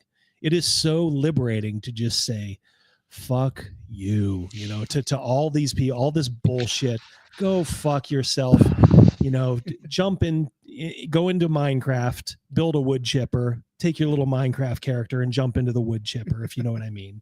Stuff like that. I think they find it empowering. I really do. I just think that is their avenue for their petty rage that's inside, and they have commonality with like-minded blue-haired Subaru driving people. Well, misery loves company, they do take strength in that, I suppose. I do. I really think I don't. They're emboldened. They're stupid. They don't keep themselves informed. Yep. They love playing the role of victim. They love being oppressed. They're being held back, and it's society's fault that they didn't get all the things that they wanted. I've seen these tweets and these, videos that people post up on TikTok where they're screaming, I can't afford a house, and they're hiring people in this job. They're promoting people over me because they have 5 years experience. I have a college degree, and it's like, welcome to the real freaking world. This is how things work. And the fact that you are so entitled or believe in your soul that you're so entitled to this, it's horrible. And when I was at Ernst & Young, I had a friend in recruiting, and he's like, their biggest problem that they were encountering wasn't hiring people. They were having parents show up at interviews. Yes. They're having parents. Yes. They are having parents show up during negotiations when these kids get for their starting salary. When these kids go through their first year, if they don't get promoted, mommy and daddy are calling their boss to find out why their kid wasn't promoted. That's lunacy. And it's a real thing in the corporate environment now. And because these kids have been told their whole lives, like, you're the best, you deserve everything. And if you don't get it, mom and dad are going to be there to get it for you. And that's happening right now in corporate America. And it's a mess. You and I talked about this before, the three of us. One of the best gifts you can give to your kid when they're little and they're standing and they're stretching, they're expanding, let them fall. Yeah. Oh yeah. Be there. You don't have to hurt them, with a fall, but they skin their knee. Okay, now you don't like that. Like, all right, we got you. You're good. Suck it up. You're good. And to have that. All right, I'm not afraid to fall because I know I can stand up. Right. And they just disappeared. It dissipated. My son played quarterback, for a is mostly minority school, but and they weren't very good, and I mean, the poor kid took a beating. But man, he learned an awful lot. He's turned out okay. Like I said, I think the way it was, we're all Gen X here. I'm not sure where you stand. I'm a boomer. I'm a boomer. Well, we get called boomers, so I guess we're honorary boomers. They see anybody that has a sprig of gray hair, it's like, oh, you're a boomer. Well, whatever. But it's like, kind of like the Gen X. We're the slacker generation, the latchkey kids. But I also think, there was definitely some of that. But I don't think we ever expected to do, better than our parents by being slackers. We knew, look, if you go down this road, you're going to be working, minimum wage jobs or, pretty close to. But, if that's what you want with your life, that's it. It seems like when the millennials came along and, now Gen Z, there's this expectation to kind of just put in just the normal amount of effort, maybe even a little less, and just get promoted. And they job hop. Yeah, they job hop and like get, I want to start at 80 grand, and the thing is there's such a labor shortage that sometimes they're getting it. And it's like, oh my Lord, you're creating an even bigger monster. The world knows I'm a dasher. Delivery guru. Yep. Okay. And I just remember I went to pick up during the pandemic something from Wendy's, and it was drive-through only because the store was closed inside. And the guy just said, you know, Crazy Mouse, I'm sorry. It's like, I'm just really backed up right now. Everyone called off. It's just me and this other, you know, the one person who showed up for work. And he just started venting to me in the drive-through. He's just like, I'm the boss and I have zero control. The kids tell me when they're going to come to work. They all applied together. That's all their, like, it's just a batch of friends that just applied together. So when one calls off, they all call off because they're probably doing something. He's like, I can't do anything. I can't fire him because I actually need workers. So we gave during the pandemic, we gave some of these kids even more power. Yes. Yeah, they have not let up either. Well, here's these ridiculous salaries that came with it. Yep. I adore my children, but there's no way they need to be making the money they make working where they do. And it has another effect on it. Why bother opening up my availability? You just gave me a raise. Like wrong message. The money that the extra money I could be making by coming in on another shift, you just paid me more for doing the same exact thing. Yeah. Well, you know what it is too. We have all, you know, our generation, my generation, and your generation in X, saw our parents get laid off. Mm-hmm. And we all actually suffered a little bit when that happened. It's like, okay, we got to tighten our belts. There was stress at home. We witnessed corporate America, you know, kind of sticking it to our parents, and likewise to us. I think when you get to Gen Z, they haven't suffered at all. Zip, zero, none. Nope. The housing downturn, while it affected a lot of people, it didn't affect them. They don't remember it. It was 2007, so it's a distant memory for them, if at any at all. Or they were protected from it from their parents. They never told them things are tough. Right. Possible, yeah. They don't know what harsh reality is. And you know, when my wife and we bought our first home, it was $69,000, but we had, you know, an adjustable rate mortgage, and we were paying at one point like 15-18% interest. These guys are early 80s, right?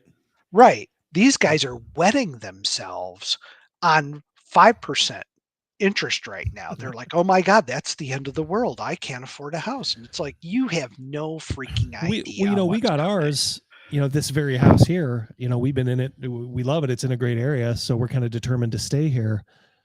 But that was like 95.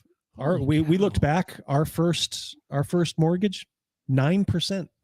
Yeah. And those were the good, you know, the quote unquote good times from, you know, Clinton.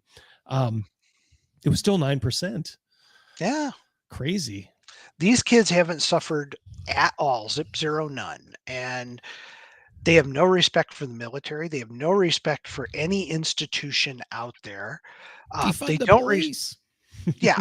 Defund the police. Well, I live outside Washington, D.C. I live in Virginia, and you know, they defunded the police, got rid of 400 officers. Now the mayor today was going, well, we need to reverse a lot of these policies and we need to add more police. And I was like, you created this problem. Do you remember that? It was not a funny, but it was just an ironic like thing on YouTube or whatever streaming service it was. It was these people were all screaming about defunding the police, and then they got attacked by the store owner with a chainsaw. And he didn't make contact with anybody, but he came out with a chainsaw. And the first thing someone instinctively yelled was, "Call the cops!" Well, you know, I went and visited my son in L.A. He works in Beverly Hills, and I went to L.A. with this. Wait, that's one of the places that are getting attacked in your book. Yeah, I know. I have a lot of fun doing that. Okay. What's your point? I'm missing where I thought it was something against the Kardashians. That was a key point in Ratchet's run. Beverly Look, Hills, blowing up LA was a lot of fun. Okay. And I gotta tell you, I'm going for Seattle next, and it's a lot of fun blowing that up. But you know, it was interesting because we went into a little it was a small Target not far from his house. We walked to it, and my wife and I watched somebody fill up a shopping cart and walk right out the door with it. We're not allowed to touch them. We're not allowed to do anything. And security came up. He was a huge guy, and I was like, okay, this is going to get good. And all he could do is stand in front of the person, and finally the person just grabbed 3 or 4 items and walked off. And I was like, what the hell did we just witness? And then you start realizing, you know what? Why aren't we stealing shit? Well, yeah, I mean that's the Yeah. natural thing. Well, if nobody else is paying, why am I paying? I'm a sucker. When I worked at Old Navy, we watched somebody walk in, just take copious amounts of things with the sensors on. It doesn't matter because you can buy something from Amazon and get the sensors taken off. They just walked in, grabbed just tons of shit, walked out to their car and just left. And I was like, are you seriously not allowed to do anything? And they're like, we're not allowed to do anything. We can get their plate number. Ooh, yeah, I'm Great. sure the police will jump. Yeah, right they'll on be that, yeah. right on top of that. Yeah, to me, I think this is part of the problem. And I heard recently, I heard a news report that Walmart and Target are saying that Gen Z are was it 23% of them are stealing things at self-checkout? That I it's saw become a that, and problem. they are doing this stuff to combat it. And I was reading some of the things. If they think that you're stealing, they can disable your register, and then you have to go through regular checkout and rescan everything. So they're trying to combat that. I mean, I don't know how much it is. I told Double D, and I think Rogan knows this as well. For one of my jobs, I shop at Walmart, and they do cart checks on my particular app that I do this on all the time. Well, I was training someone how to do it. It's a friend of ours. And he's like, I steal shit from Walmart all the time. And I was like, oh my God. Wait, what? And Double D made the comment, never meet your heroes. Like, yeah. He openly told me I steal shit from Walmart. Oh, that's a quote. I steal shit from Walmart all the time. Oh, great. This makes zero sense to me, except that, at Walmart, it's hilarious because their solution to everything was you guys do your own checkout. Then they hired people at the door to look at the receipts because they don't trust us doing it. And I'm like, I'm doing all the work. I get no discount for going through self-checkout, which I always said I should get 2 or 3% off because I'm doing the work. Yep. Right.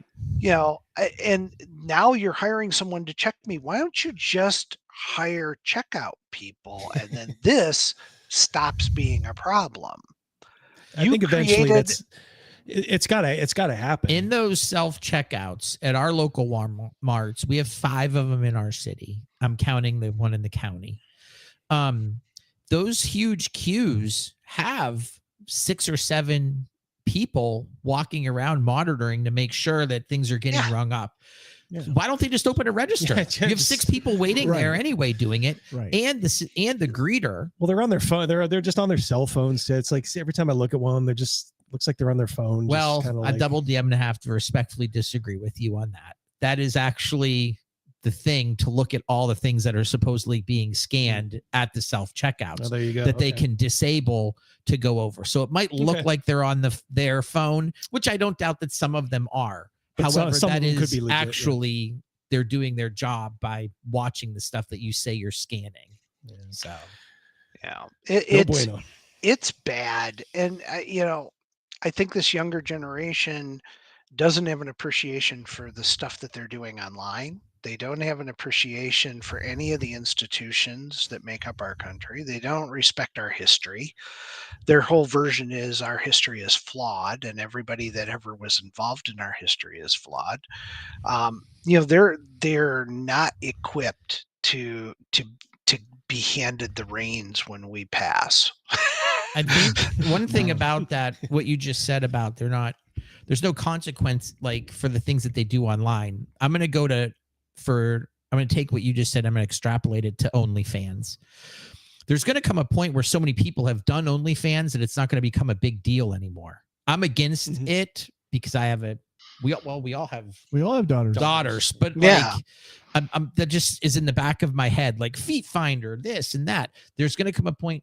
Tattoos were so socially unacceptable. Now they're just everywhere. It's going to become such mainstream. I've done OnlyFans. They'll talk about it at their job interviews. Great. So did I.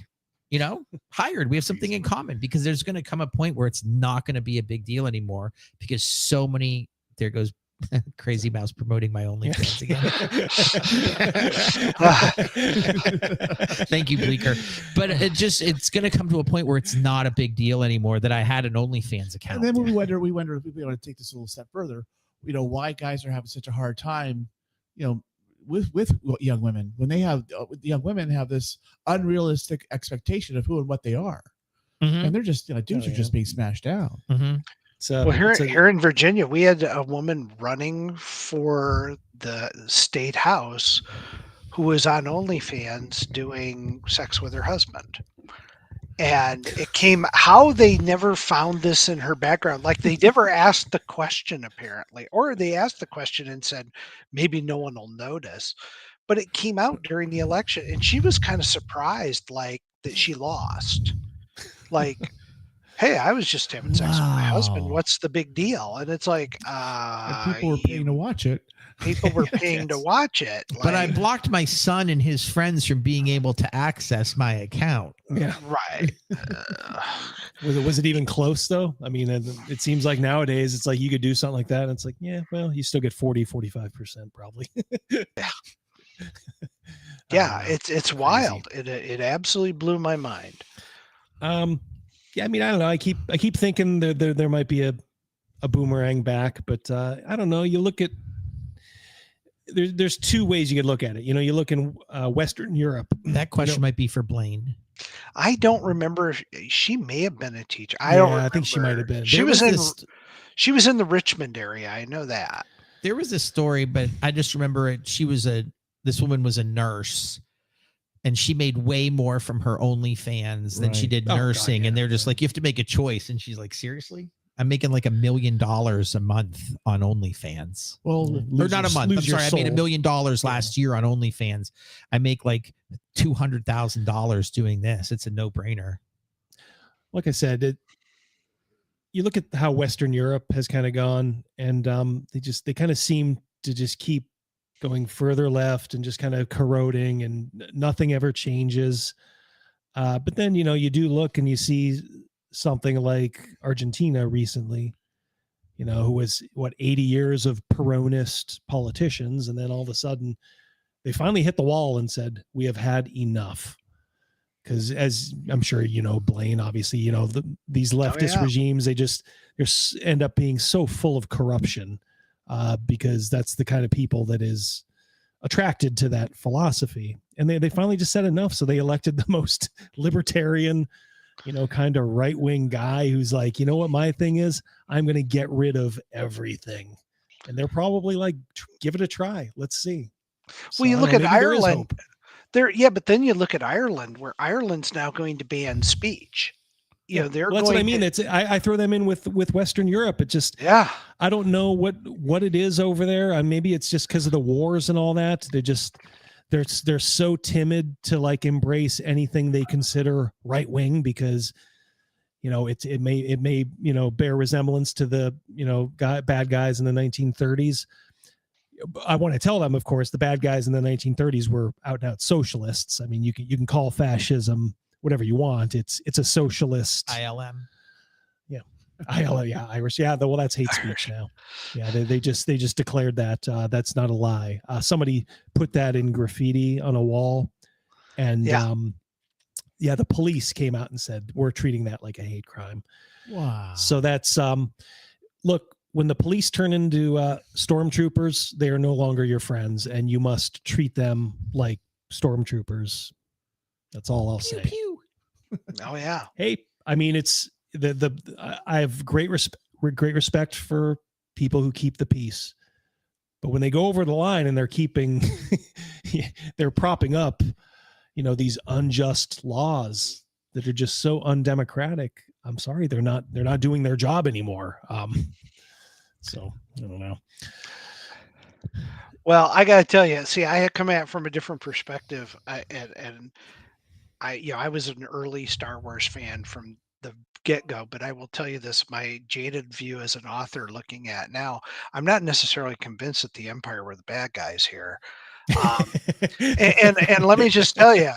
So this is how the trains ran on time, did they not? No. Well, let's look at this. The Republic allowed slavery. That's true. The Jedis knew that there was slavery, and they even had the opportunity to, at some point, go back and even, I don't know, buy Anakin's mother out of slavery. Never did. All they did was use a young kid to gamble so that they could get off planet. They separated him from his mother. They did all of this stuff. Yeah, there was the mob was running things, the Hutts or whatever. Okay, the Empire came in. We haven't heard anything about slavery after the Empire came in. That never happened. So what'd they do? They built a Death Star. Well, why? Well, they're bad because they had the Death Star. Well, yeah, but you were rebelling against them. You guys were terrorists. Yeah. And they were simply removing the threat. And they're like, well, they blew up Alderaan. I'm like, well, Alderaan was a terrorist base. I understand that. Pro-slavery. Until we got to the series Andor, we didn't actually see the Empire doing anything bad. Who led the Ewoks, these innocent creatures, into war, where they then cannibalized? And we were talking animals that were putting people on spits, human beings to eat. Okay, human shields. Yeah, yeah. The Empire did nothing to the Ewoks until the rebels convinced the Ewoks to attack and fight for them. So all of this. Oh, the Empire's bad. I'm like, I don't know. They kind of restored a hell of a lot of order, and there's a conversation there at least, right? Yeah. Well, yeah, you're going into the extended universe stuff, okay? And I that doesn't exist anymore according to Disney. So when he says they enslaved the Wookiees, okay, yeah, okay, I'm going to give you that, but that doesn't happen anymore because they changed everything. What led? I'll try to steer this back into your history. Sorry. No. It's I actually kind of never heard that kind of expressed that way. I'm going to be thinking about that afterward. You can trust.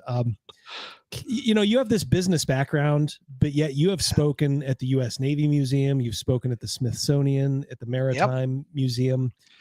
Do you have like a history degree, or is it just based on just all the work you've done?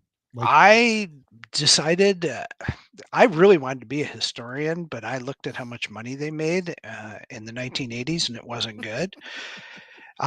So I did my own historical research, and I wrote a lot of history books. I've written books on Frank Luke Jr. I've written them on Count Felix von Luckner, Fred Zinn, Byrd Hall, a lot of World War I history stuff. I did a book on the Cuban Missile Crisis. I got declassified the plans to invade Cuba. I did a ton of that type of stuff. I've actually taught twice at the U.S. Naval Academy in history. I get invited. I've spoken at the Smithsonian. I don't even keep track how many times have been there doing presentations on various historical subjects that I've researched. You would be right up Gavin's. Yeah, but absolutely. But Gavin would probably be kicking himself because our friend Gavin got a history degree, and he kind of bemoans how, well, like you said, Blaine, kind of how useless it ended up being. Whereas I think yours is the path to take. It's like you get a sensible degree, earn a little money, and then make it your passion, and then look at where it can take you. I'm showing you here Frank Luke Jr. Frank Luke Jr. The Balloon Buster. Yeah, first pilot to be awarded the Congressional Medal of Honor from Arizona. First person in Arizona to win the Congressional Medal of Honor. He was the ace of aces until he was killed, and that's when Eddie Rickenbacker, who was number 2 at the time, became number 1. So, it's a lot of fun doing historical books. I happen to live outside DC, so I have access to the Library of Congress, the National Archives. I go there to do my research. So I go to primary sources and do that stuff. I also write true crime books with my daughter. Her and I write books. First book I did with her on the murder of Maggie Hume was a New York Times bestseller. So, what city is she in? She is in Unionville, Virginia right now. Oh, so it's not going to get eliminated in your book? Oh no, hell no. She's It's on the coast. town is It's on the Atlantic coast. Look, destroying LA is something we've all fantasized about. You're kind of close to DC, though. We definitely want to get rid of DC too. Don't we? Oh, it was in book 2, Riptides. I attack Washington DC, and that was fun. I'm sure I'm not allowed to fly on airplanes anymore, but I enjoy. Honey, we're taking the train again. I love doing the historical work. I do like doing the true crime books. Those take a lot of time. I mean, you can spend 2 years doing the research before you actually start writing the book. And I've got a case file sitting behind me, a big 4-inch binder that I need to start diving into a little bit more. What is your process for writing? Do you have like a kind of a ritual or a routine you go through? Do you write a certain number of hours a day, or? First thing I do in the morning is go to the gym and work out. I know I don't look it, but I'm in better physical shape than I've been in a long time. And what time is that at? 7 or 8 in the morning. I'll go to the gym. I'll go for an hour and a half at the gym, come home, shower up, and then I start writing. And I may go until 10 at night, depending on when what's you're going doing on. your exercises. Do you get some creative thought going? I'm writing constantly. I am constantly writing. I watch people. I watch expressions. I am always writing. I'm with you with that. And the reason I say that is I'm a thinker, and some of my job is I'm alone a lot.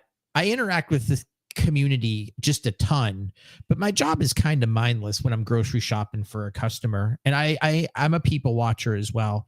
I feel like I have books in my head, or stories, or sitcoms, or something to tell. And I feel like when you just said like you're exercising and you're writing nonstop, I feel like I'm doing the same thing. That's good. It's a good way to. It's active mind. If you give in to the mundane, you're going to fall apart. So I write. Usually, I start now. I used to, when I did Battletech books early on, they were plot-driven stories. So it was like, okay, we're going to do this, and then this is going to happen, and this is going to happen. I've now shifted, especially with the Land and Sea series and Blue Dawn, to doing character-based stories. So I focus on creating great characters. And then I go, so what do I want these characters to go through in this book? And as you do it, you slowly, the story fills out, and you start going, how are these characters going to interact with each other? And you get some real magic that comes from this. And I think the best example I've told people about is you watch Game of Thrones. Game of Thrones was great because it developed some relatively mediocre characters, but it would put some of those characters together that you normally wouldn't put together. So like Brienne of Tarth being with Jaime Lannister. Brilliant stuff came out of that. The interactions of those two, you actually found out you liked Brienne of Tarth more than you liked Jaime in some respects.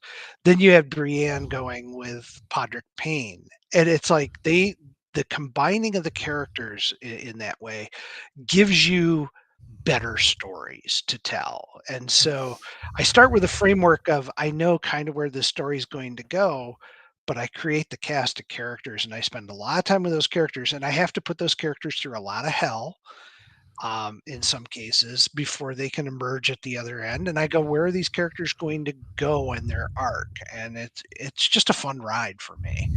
So, okay, I see we got Chris waiting in here. Chris wants to know if you're a historical reenactor. Have you ever dabbled in that? No, I don't. I do hunt Civil War relics. I've got a metal detector, and I go out on private property and dig up bullets and buttons and stuff. You're in the prime territory for that. I live on a Civil War battlefield. So there you go. Yeah, it works out pretty well for me. But I do that for fun, but I don't do reenactment. I'm not a pro.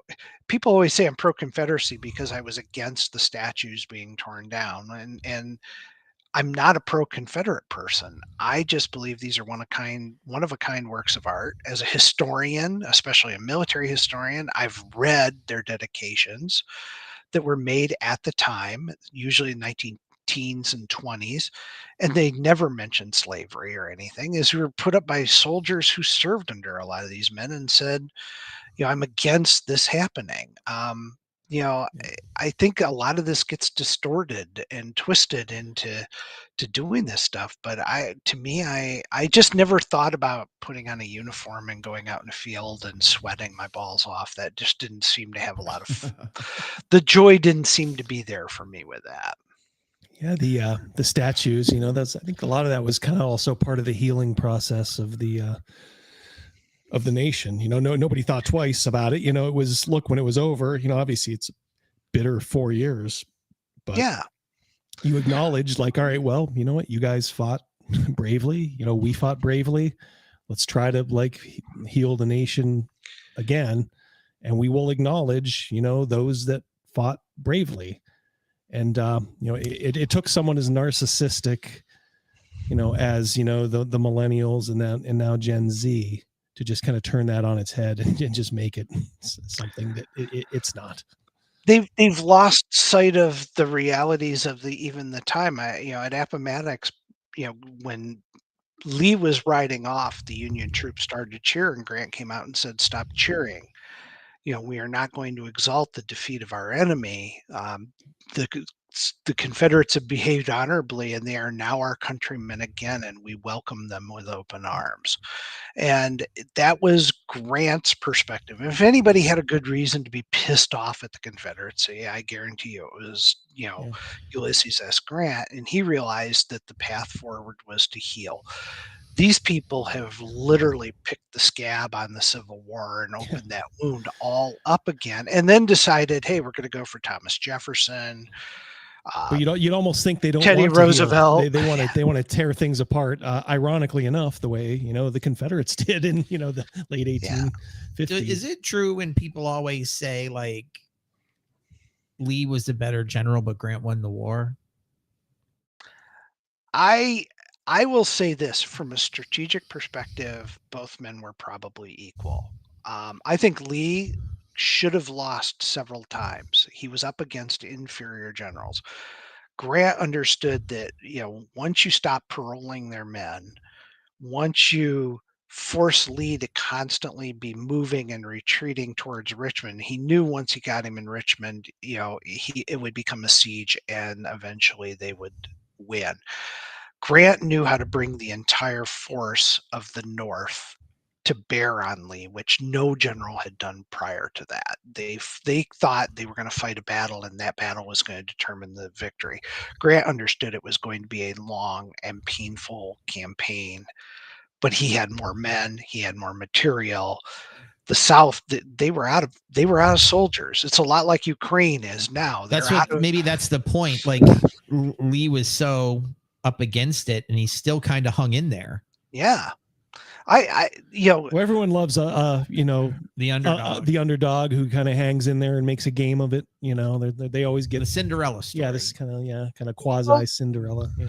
My best person that I trust on this would be Dwight Eisenhower, who has a very lengthy quote about Robert E. Lee. He had a picture of Lee hanging in the Oval Office while he was president, and he said Lee was the best general that was ever produced in this country.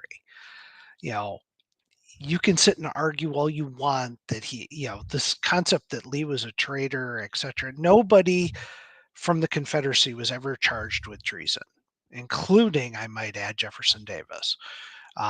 They weren't charged with treason. They weren't traitors. They were fighting for what they believed was right. And I'm not apologizing for them. That's the reality. I don't agree with why they were fighting. I've never agreed with the cause. I think that's wrong. The whole thing of, well, it's states' rights. Yeah, but it was the state right over slavery. So exactly. Yeah. Let's a lot of people. Yeah. They like to wallpaper that over. Yeah. Which right were they trying to? Wasn't there a show going to be out maybe on HBO, and I don't know if it came out or they canceled it. They canceled it. What happened? What would have happened if the Confederacy survived? There's a great Harry Turtledove who drives me nuts because he's a screaming liberal at this point, and he's insane. But he is one of my favorite authors, and he wrote a 5 or 6 book series about the Confederacy winning and then getting through World War I and World War II with the Confederate states being opposed still to the Union. And it's a great series.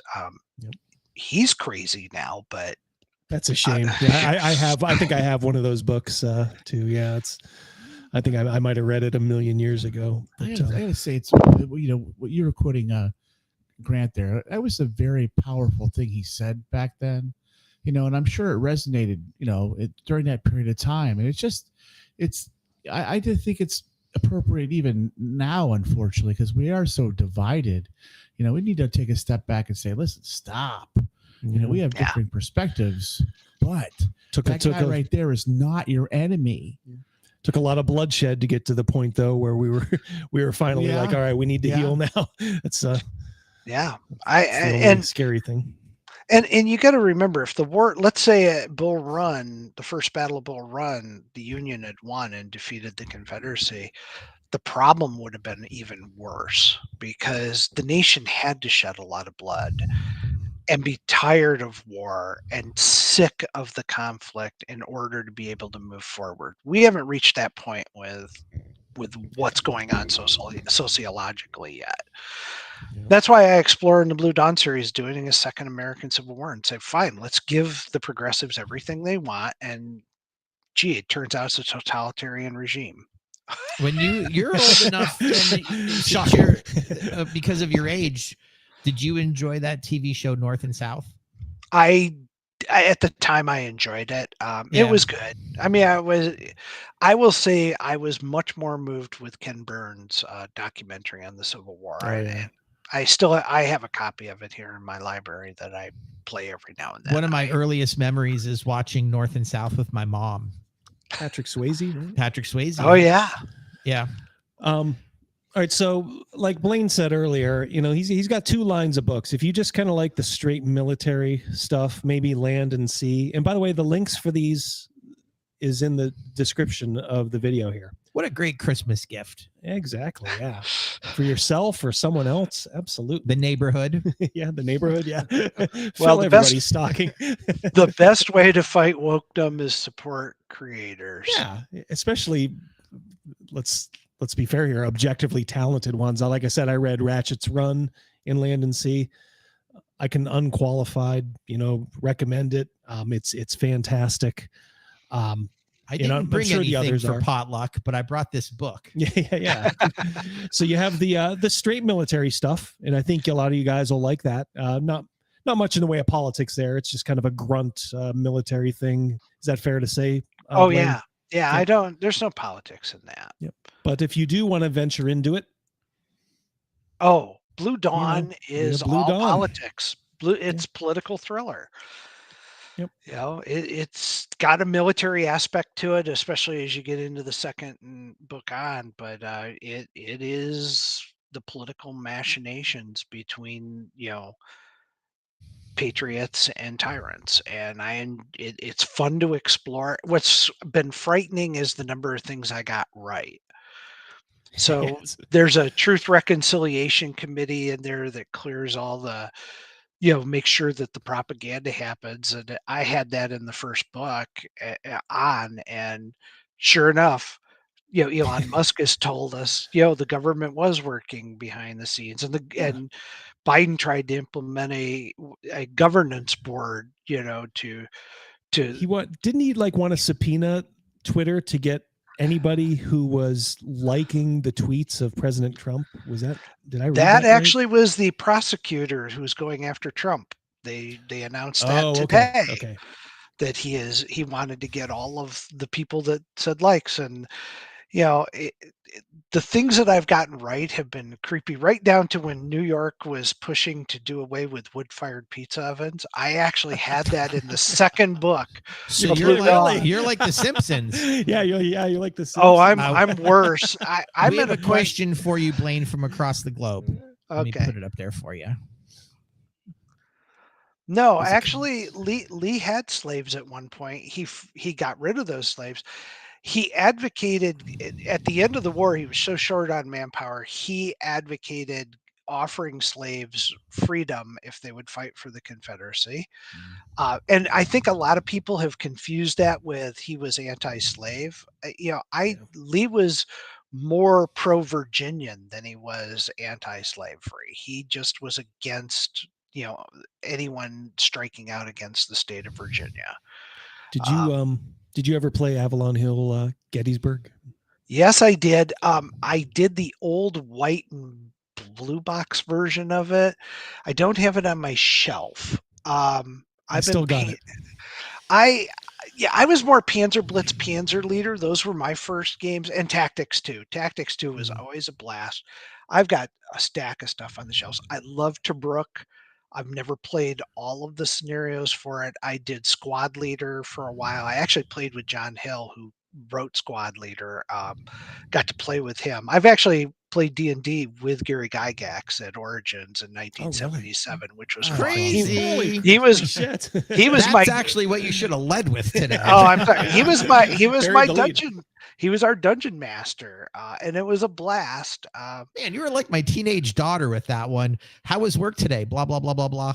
3 hours later, oh, by the way, I got a promotion. That was the lead story. Well, Gary, at the time, literally, that was the convention they released the player's handbook, and they had stacks of it there, and we all bought it, the first player's handbook, and we were still playing the blue box edition or the blue covered edition or the white box edition. And he was like, oh, we're going to run a game of the new version. So we got kind of that was my orientation to the advanced Dungeons and Dragons. Was I learned it from Gary Gygax. It was a lot of fun. But back in the day, we used to be able to do that stuff. Were you the inspiration for 40 to 400 hobgoblins? No, I was never an inspiration in D&D. Most of my campaigns were not inspiring. Do you have a certain world when you do play D&D? Do you just keep it generic, or do you have a certain world? I don't use any of their material. I do my own. The new campaign I'm kicking off is kind of cool because it's after a zombie apocalypse that's been going on for a century. And so cities have walled themselves up, and it's happened before. And now the undead are all dead. And you only know your immediate city. And now when you start to explore, you got to find all these ruined cities and cities that are still boarded up and places where horrible other things have happened. And so it's going to be more explorational. And to me, that seemed like a really cool place to go. So it sounds very interesting coming from your mind too. I mean, I'm sure you're gonna make a lot of hay with it. Oh, it'll be you got fun. Some lucky players, I think. I think it'll be a lot of fun. So I've got to round up the right players, though. We're going to do we live in a pretty large community here, so I'm going to open it up and get locals in here. Especially with my security concerns, I just I'd rather keep it to people who live here type thing. Yeah, for sure. But it's going to be fun. And I put my one D&D campaign, I think I got 38 installments up on my blog. I novelized it as we went. And it's as stupid as every other D&D game, but it's a novelized version of it. And it was great because, well, it's fun because when you bring in new players, you can go read all of this. And it was like 400 pages worth of stuff. Read all of this, but you'll know everything that's happened before. And so when you step in, you're kind of set. Well, I have a coming up on 30-year-old Birthright campaign, but I couldn't do that because I've forgotten so much stuff. I mean, I did take some notes, early on, and they're still up in the attic. I suppose I could sift through it, but man, it would be for a while, chore. Years back, it was like when I stepped in, I got a whole stack of stuff about who, what, where, when, who's the lead. And then the next generation of characters who got updated, and here's another handout, and it would usually be like, here's the movers and shakers in your circle, in this thing. So yeah, I would keep doing that, but the broad strokes and that, I still remember a few, but man, a lot of this stuff is just lost to history. I should have wrote a novel like you, Blaine. Well, what I did, for me, it was a writing exercise, and I actually used a little digital recorder. I put it on the table when we play, and we play for 3 or 4 hours, and then I go back and I pick one character to tell the perspective of, and so and so we go through it, and it's fun to do. The guys that were playing it loved it because it was like, oh, we're part of a book. Gavin did that, and Captain Stern did that. Remember? Yeah, they do. I was going to say we're probably selling a couple of our players short. Sometimes they'll do point of view, like we'll go through a stretch in the game, and they will write a little bit of. You'll take a little blurb from one of the sessions, and then they'll tell it from someone else's point of view. They always did a great job. With that. Those are. I always enjoyed reading those. Gavin's actually. Not to dismiss Stern, but Gavin he's a really good writer. Yes, he is. Oh yeah, he paints a really good picture. They're both good. Yeah. I mean they're both good. Gavin's great. Gavin always writes a story from my character's point of view. Maybe that's why I'm more drawn to it. Yeah, exactly. Shout out to you, Gavin. Single white female. Yes. But that's why I'm saying I'm always writing. I've always got something going. What I was going to say, remark what discipline you have to be able to do that. My wife cracks up because she'll hear me talking through characters in voice for novels. So I'll be talking back and forth, having conversations, and she's like, "I know you're down there alone." I'm like, I have imaginary conversations with myself all the time. Yeah, well, you're in a car all the time. Yeah, it's easy to do. I yell it in the conversations that I have. I yell it like I don't yell anger in it. Oh, I do. Oh, there's anger that comes out. Yeah. Oh, a lot of my stuff has violence associated with it. And yeah. But you want to go ahead. You want to come up with the good snarky one-liners. The way you have to do is talk it out in the character. Yep, for sure. Yeah.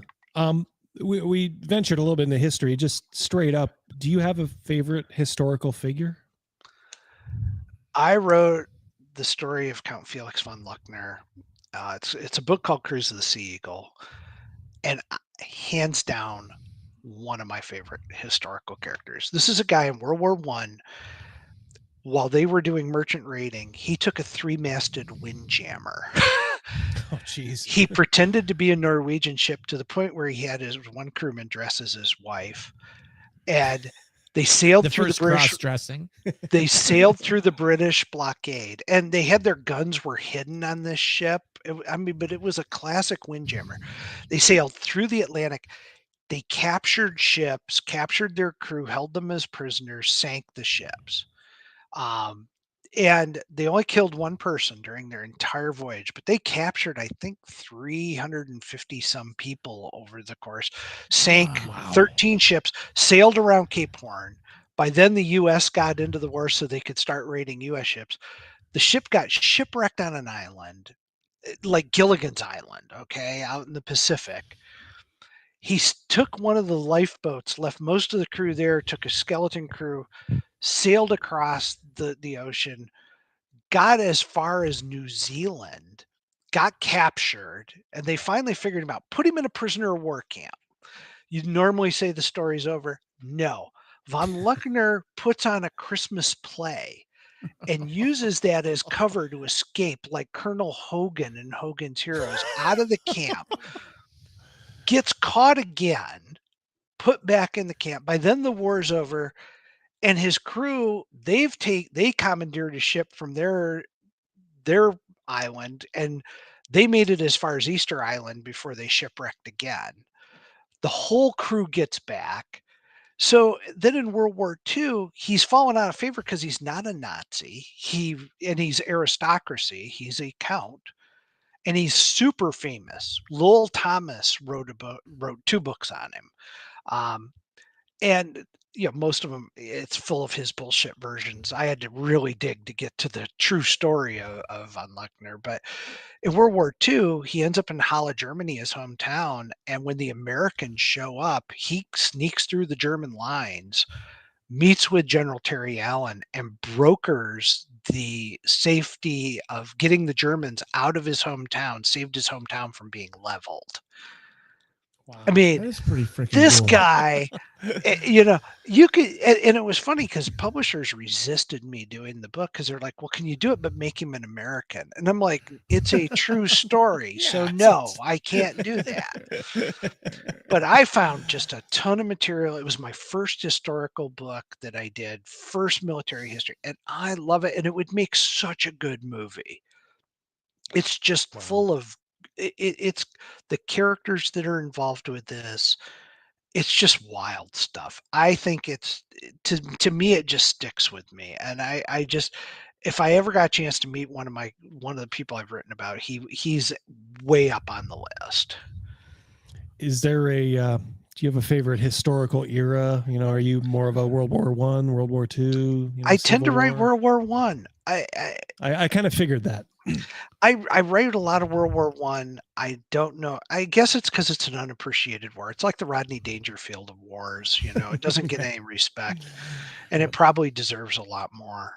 I've enjoyed World War One. I'm a huge World War II fan because I'm a war gamer, and nobody plays World War One games because they're really boring. You have a Static, trend. yeah.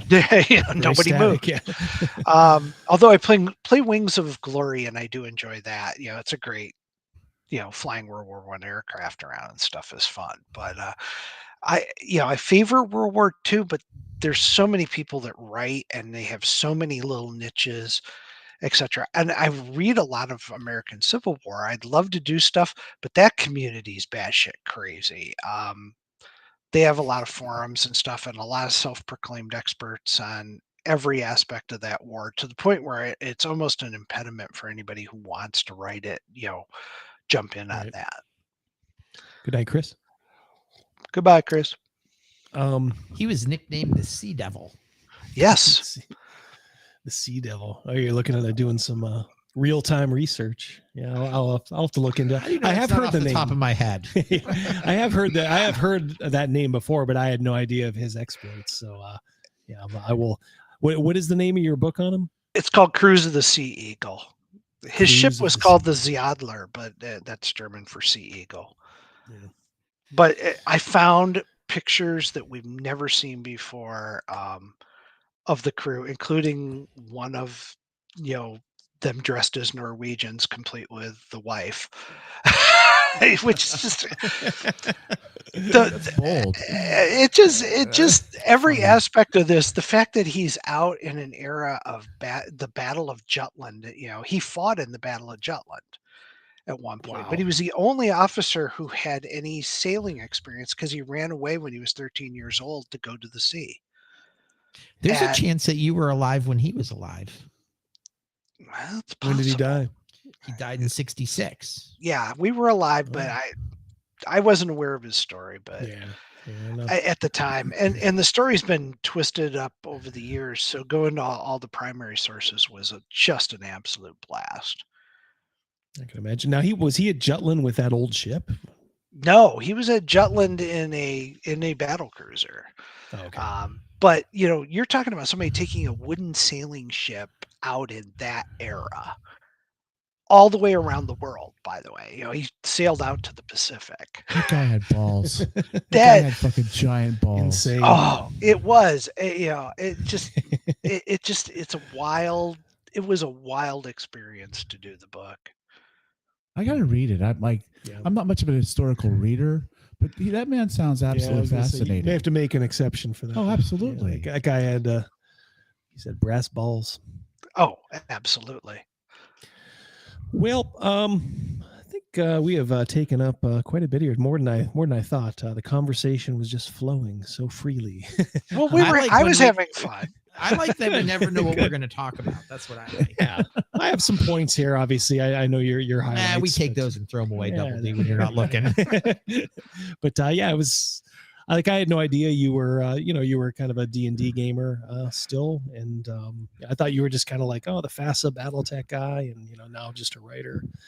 Now I gotta ask this: are you a CPA? No, God, okay. I have a personality. Hey, now. Shots fired. Oh, wait, hold on. Are you a welder? Yes, I am. Oh, there you Actually, go. actually, I took welding classes during COVID, and I've been making furniture. I'm actually welding, and my daughter won't watch this, so I can tell you. I'm welding a horse head. I bought the pattern for it, and it's cut out of 16 gauge steel, and I'm welding her a horse head because she's a big horse fan. That's awesome. That is great. It's yeah, a Rogan has lot been a of welder fun. for a long time. I was out yesterday pounding metal. I got my big leather coat on and throwing sparks and I love cursing. I love doing stuff with my hands, which I didn't get the chance to do when, 25 years in an accounting firm, I was in the IT department. And my job was change management because I had an HR degree. So my job was sending American jobs overseas to India, China, Poland, Argentina, and then laying off the IT staff that were displaced as a result of that. So the last 11 years of my job sucked. I spent 3 years in public accounting. It was a local firm though, but that was enough to tell me I don't want to do that particular part of it. So I am a CPA. I do not take offense because I know exactly what you mean. But I work in private industry now, where it's like I almost keep the certification just as kind of because they'll keep paying for it, and all I need is the education. Well, let's hit the trifecta. Are you also a dasher? Yeah, dude. No, I've used it. Well, Blaine, let me ask you this. I've been welding for 30 plus odd years. When you're out there in your workshop, you're doing that. I mean, I find it difficult to try to explain it to sometimes how much I enjoy what I do. I don't like where I work, but man, I love building with steel. I love the smell of it. I love this. I don't mind getting sparks on me. Like sparks don't bother me anymore. For me, it's a very powerful and fulfilling thing to create out of something. Steel is so forgiving, and what you can make out of it, what you can do with it is pretty fantastic.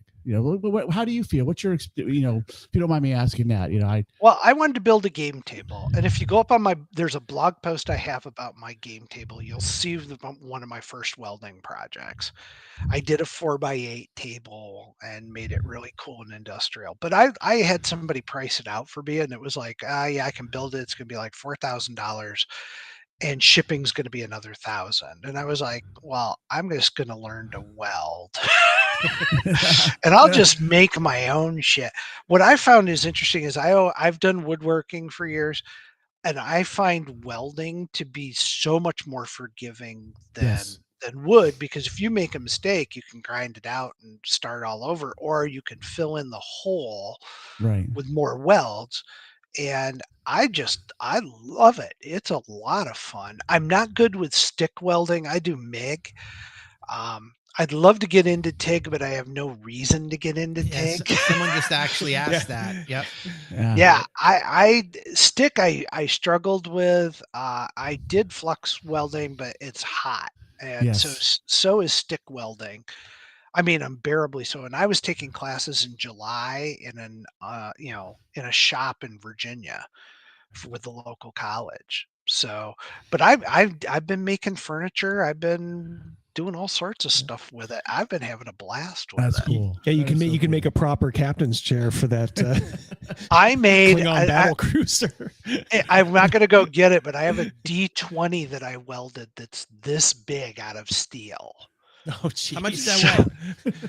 It's probably about 6 pounds. It's like solid steel. Well, it's not solid. No, it's just, It was a pattern I bought for like $20. Somebody had it. You had to bend it, weld all the joints, but it's a giant D20. It's like the ultimate D20. It's like I can kill a person with this dice. Yeah. Damn, Joe. Holy shit. It's like those shot puts. Yeah. See if you guys make it. Literally, this is literally a critical. but I rolled a to 3. me, it's a way to. My wife and I have taken up pottery lately, and I've never done pottery other than in college. I did some stuff, try and make Christmas gifts and stuff. But we took pottery classes, and I was at the potter's place today making some stuff for Christmas. And I'm at a point where my kids are very wealthy on their own. They're all successful. They don't need anything. And so it's more important for us to now be making things for them that are unique from us. And I enjoy doing that. That's fun. I do epoxy pour tables. I weld the bases and I do the epoxy pour on the That is table cool. and stuff, and just did one for some friends of ours. So, it's just, I have a lot of fun with it. And welding is just, it's therapeutic, and you just feel like you have the power of the gods in your hands. When you're working with wood, anybody can cut wood. Oh, yeah. I'm dealing with electricity, man. I'm dealing with heat. I'm melting metal. I That am point of contact right there is over 2,000 degrees right there. That small little area is well over 2,000 degrees. Yeah. I'm glad we went this way because Blaine texted me and he's like, ask me about my welding. God, it's just you're so full of surprises because it's like, oh yeah, I do that too. I do that. I contrast it. We were talking earlier about your unfortunate cancellation from Catalyst and the pathetic guy who but it opened ended so up many doing other doors. Well, it did. Yeah, it set you on this path. But at the time, it was maybe, what am I going to do? But then actually, you're like, man, things worked out just fine. You can sit and wallow and be wrapped up in self-pity. I'm not going to do that. I don't apologize for anything that I've ever tweeted or posted or done online. I don't, it is what it is. If you've taken offense to it out there, then that's your problem, not mine. It wasn't intended to hurt anyone. That's just the way things are. And you can sit and wallow in it and go, this is the defining moment of my life. I'm going to be a victim. I am not a victim. I was a target. Okay. And that's how I felt. Right. There are people who have turned that into, there are guys who have been targeted that became professional victims out there. And I don't support that mental thinking. The publisher I'm working with, especially the Wargate people and the folks at Defiance, are like incredibly supportive. So, you just have to look at life and go, how do I want to be defined? Well, I want to be defined by my body of work. Yep. It's funny, yeah. Overkill Joe. Ask a millennial or Gen Z how many things they can do on Blaine's list. It's like one if they're lucky. I love how too they'll be like, oh, okay, boomer, and it's like, yeah, well, this boomer can do woodworking, and pours epoxy, writes books, makes games. I don't have an app for that. I don't have an app for that. Yeah, I don't know. Yeah, is there an app for that? Okay, but there was a trade-off, and I'll tell you this, and I've told other people this. I don't know shit about sports. Okay. I don't on Saturday afternoons and Sunday afternoons. I am not watching any football games, any baseball games. I don't even know what basketball season happens anymore. I don't know. And I don't miss it at all because I'm at my computer doing my craft, or I'm out welding in the garage, or I'm doing pottery, or I'm doing something interesting. The world doesn't need one more sports fan. They need you doing exactly what you're doing. So there have been some weird trade-offs. It's but that's a small one. And I got the ultimate revenge. I got a smoking hot wife. And I'm not living in my parents' basement. Exactly. Yeah. God, I like I said, I think about the juxtaposition, all the stuff you do, what an interesting life, and then you think back with that poor young man or middle-aged man or whatever is just, what's he doing right now? Just literally thinking of the next thing he can, say. I am sure he's tuned in tonight because he's a freaking online stalker, and this is what he does. And I'm all that he has, which is creepy ass weird. Yeah, it's it's to say the least. But you seem to have come out okay, and maybe God had this trial in store for you, and like I said, you passed. Well, we'll see. I'm still young. I'm only 61. Yeah, Amen. But I mean, professionally, you seem to be going as strong as ever. So next year's going to be a big year. I've already got 3 books in the hopper ready to go. So next year's going to be just as big, and I'm having a good time doing it, and nobody can stop me. So, well, I shouldn't say it. My wife could stop me, but but she won't do that. She won't. Guys, if you're interested in any of this, the links are in the description of this video. If you want to take a look at his series, Blaine Pardo's series, Blue Dawn or Land and Sea, if you prefer more of a straight military story. If you like the more political stuff, look into Blue Dawn. But definitely consider it, especially this time of year. Makes a great gift. Great gift, for sure. Well, I think that we should probably let you go. We've had you for 2.5 hours. Wow, 2.5 hours. Wow. Jeez. I wasn't looking at the clock. Yeah, it went quick. And Well, you are thank a you. very busy guy. Thank you so much for coming on. Thanks for coming on our show. Oh, it was. Are you awesome. kidding? Really. Anytime you guys need or in a pinch, give me a call, man. I'll love to come on. We are blessed with very, very smart people who, for some reason, like us three knuckleheads. Oh, you just got a customer. Looking for new All books. right. There you go. Yep. But you Thank won't you. be disappointed, Krugus. Yeah, like I said, I got Ratchet's Run, but I'm not saying it's going to work, but type Crazy Mouse in the description. You might get a discount. I don't know. Just try it. Can't hurt. Can't hurt. Well, Blaine, thank you so much. You are a very fascinating guy. Even more so, I knew you were an interesting guy. I guess I didn't know you were a fascinating guy, which you are. So we will definitely talk again for sure. I didn't know you Overkill had a Joe says welder. thank you. I didn't know you guys had a welder and an accountant. This is awesome. Yeah. Yeah, And a dasher. And a dasher. Yeah, And the dasher, I have to say, is the hardest working man I've ever met. I in don't my know. life. Crazy Blaine's Mouse, Blaine's putting me to shame right now. Well, you are the Blaine Pardo of the delivery community. How about we say that? Yeah, thank you. He stacks Thank his you. apps. All right. Well, thank you so much, Blaine. We will have a little bit more here, guys. Hey, Blaine, it was awesome having yep, this conversation. absolutely. Thank you so much. Really Thank enjoyed you. this very much. Yep. Take care, Blaine. We will talk soon. Have a hang great on, holiday, else. everybody. Thank you Yeah. too, Merry too, Christmas too. and congratulations to Blaine. I know you just became a grandfather, right? Second time around, man. Second This is time. Okay. great. Congratulations. Yep. Thank you. What a blessing. Oh, Cool. it's All right. great. Talk Keep to you doing soon, what you're guys. doing. Yep. All right. Yep. Take Bye. care, buddy. Bye now. All right. That was really cool. That is pretty awesome. And you know what? We joke around a lot and shit, but like, it is a shame that Gavin doesn't listen, because this shit was like right up his alley. Yeah. You know, and for sure. I wish, and I'll message him and I'll be like, oh my God, Gavin, not only did we talk about you, You on guys the keep show, talking. I have to go. You know, not only did we talk about you on the show today, we had a guest on that is so interested in the stuff that you are interested in. Yeah. Okay, yeah, whatever. Yeah. Nothing, you know, crickets. But Gavin, check out tonight's show. I'll text you later.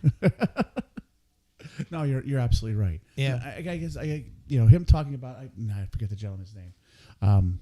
These important people in history, I understand like a little bit better in regards to how sometimes Gavin has a perspective as his characters of Yes. Oh yeah, yes, Felix Von Luckner. His player characters will be based off of somebody out of history. Mm-hmm. You know, and honestly, I like Gavin knows way more about history stuff than I do. Travis, we don't know. And the weird part is I mean, he's been on the show. He's been on the show. It's just he just doesn't tune in. It's just really weird. I don't know. He'll probably do Thank a you for marathon sometime. the bio break. Yeah, Travis wants to know, why doesn't Gavin tune in? We don't know. Gavin. Sometimes sometimes he's maybe working. I don't know. Today he's not. Yeah, I don't. He might be off today. Yeah. I Yeah, don't know. he is. He is off today. Double D, remember? I can't be too hard on Gavin. Yes, we can. My own kids don't. they don't watch, and I it's like I don't need them to. I told my wife not to watch either. Although, if you guys are channel members, you will have access to a live stream of me and Mrs. D playing a game. Ooh, $2 super chat. Thank you very much. That's Australian. That's an IOU. You might want to hang on to that. Yes, Australian. Thank you very G'day, much mate. for curious. Always puts a little bit in the tip jar to secure his place on the inner circle. That's right. Another step closer. Bring donuts. Yeah. You're in. Yeah. So me and Mrs. D actually did a member-only stream. We just played a board game called Space Cadets Away Missions, which is actually kind of fun. So we may do something like that in the future for all you channel members. So I don't know if that has any value to you. Oh, Cal says she's a cutie. Oh, yes. She thanks you guys. Yeah, she was not on camera. She's not that brave yet. Well, I told her I don't want my shit to rub off on her because she still has a job where she is a public employee. So I'm always cognizant of that, that there are folks, unfortunately, like the ones, who tried to make Blaine's life living hell out there. So. And the shame of it is just how Blaine was describing it. This guy did make his life a living hell and still is in the back. He's on the back burner. He's in Blaine's mind. Yeah. Yeah. What a shame. There will always be those kind of people out there. You just kind of hope that they're not quite as crazy as that. But, that's... If anybody wants to know what Mrs. Double D looks like, I'll give you something that you can go watch, and it reminds me of her. It is Hart doing a live version of Stairway to Heaven. She looks like Nancy Wilson, the guitar player, with her hair feathered. That's what Mrs. Double D looks like. I'll have to check that out. Yeah. There you go. Boom. Although it's the Hart version live of doing Stairway to Heaven as a tribute to the remaining living members of Led Zeppelin and the son of the original drummer that passed away is the drummer in this tribute. Right. So there you go.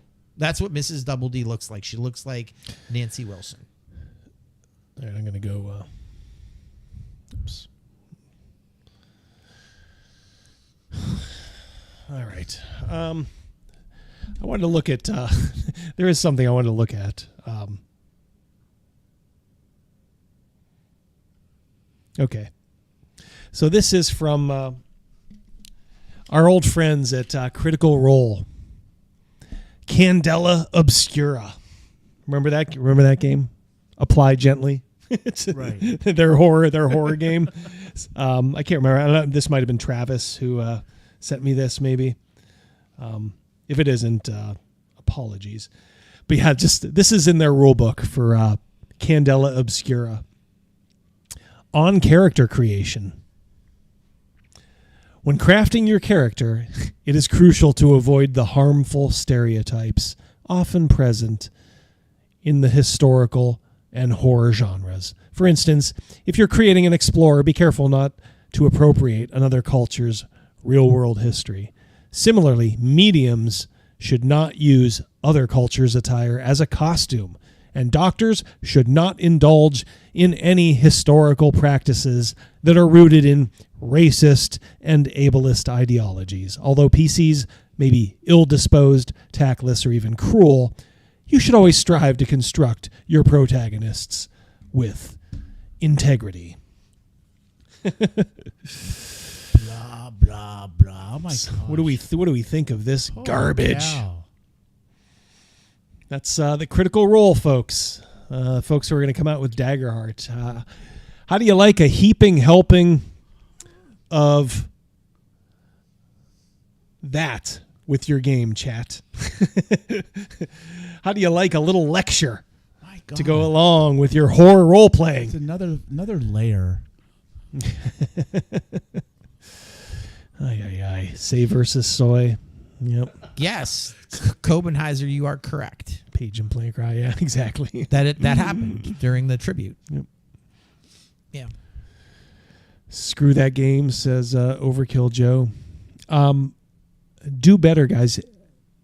It's kind of crazy because now for a while we just had the playing safe blurbs that a lot of these games will have. Well, now they've kind of gone beyond that. I mean, I'm sure they have, of course, a blurb about playing safe. Now it's into like full-on lecture mode when you sit down. Where does it stop? So, was it wrong of me to play a monk that was Asian? Well, yeah, of course. You know, I did have a character who was a very large African American barbarian. Conan. I mean, was that wrong? I did. According to these folks, yeah. I played a character who was a gay bodyguard in that race car game. I mean, how much hell am I supposed to go into? I don't know. This is just crazy. I think my next character will be in a wheelchair. I apologize, Double D, but it's going to happen. Would it be wrong to do that since I'm not wheelchair bound? I'll make that dungeon handicapped accessible for you. All right. Yeah, of course. Yeah, I'll do that for you. I'll throw you a solid there. So this is the Candela Obscura, whatever. Yeah, that's their horror, whatever game. But what what I said earlier about, with Blaine, just the way these people have to they're always on eggshells. It's like they're in the East Germany, in the Cold War, always afraid somebody's going to turn on them and, rat them out. It's just so liberating to say, this is fucking bullshit and you're fucking retarded if you play this game. Just literally anything is better than shit like this. If you play this, you're dumb. Fucking Candela Obscura. No cultural appropriation. What the fuck? What does that even fucking mean? What? So are you forced to play yourself? How fun is that? I hate playing. Sometimes I hate playing myself in regular time. Regular life, in real life. Heck, You guys want to EFAP a little? Let's do it. Are you okay, Crazy Mouse? Yeah. Okay. All right, we'll go. Our old friend. Deathbringer here. Subscribe so you never miss an upload. Did you know there was a D&D channel? Wait, if not, is this the professor guy? It is. Yeah. The professor. Well, the reason I spotted him so quick, I'm a channel member for him. People think we hate him. We do not hate. We do not. We do not hate Professor Dungeon we got Master. crushed for this. Yeah, he's actually kind of anti Wizards of the Coast, which I appreciate. He's just not. This was the guy that people thought we were making fun of because we said he sounded like. Did you ever notice? Andy Rooney. Yeah, but that's a compliment. My goodness gracious! Yeah, it's you guys don't know what. Yeah, playful fun. Clear. You don't know what hatred is from our group. If we poke fun, we like you. That's right. We like. The moment we stop, you're dead to us. Yes. When it gets quiet. It's actually nothing here. Actually, against, of course, Professor Dungeon Master. A lot of people have been talking about this, and it's like I'm not going to do a video on it because 3 other people have already. So we'll just do this real quick. So we'll let this run a little before we comment, as some folks in our chat always want us to do. Yeah, we promise we won't stop it every 5 seconds. DMs are blowing up on Twitter to tell us to stop. My OnlyFans account is blowing up with telling us to stop talking during the video, to let it play for a little. But are they subscribing? They are subscribing. All right. Yeah. He loves you. Yeah, let's put it this way. He says the right things about Wizards of the Coast, but if push came to shove, he would never even acknowledge we exist, which is fine. I mean, there's no reason he should. He's big time in this community. So, we will listen to what he has to say about did you guys know D&D has a TV channel, essentially? What? Well, let's listen. More. You're not alone. I kind of remembered reporting on this a few months ago, and I just sort of lost track of it. But then Will from D&D Shorts popped up on my feed talking about it, and I was like, oh yeah, that was the thing. Turns out the D&D TV channel debuted a couple weeks ago, and I had no idea, nor do I have any idea, how to find it. Admittedly, I don't watch a whole lot of TV. I don't even know how to turn on my remote control, so I followed Will. Don't you hate it? Don't you hate those when you lose the remote control? Clicker? Why do they call it a clicker anyway? It doesn't even make a noise except when you're watching it on a TV.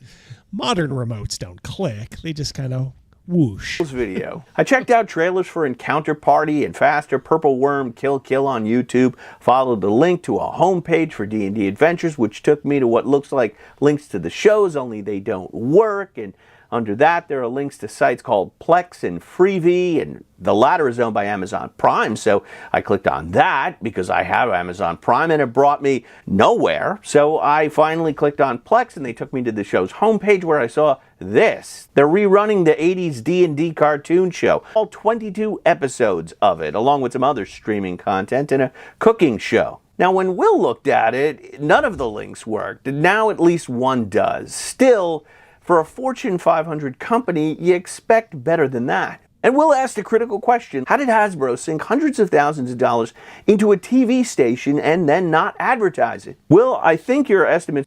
Because they're dumb. They are dumb.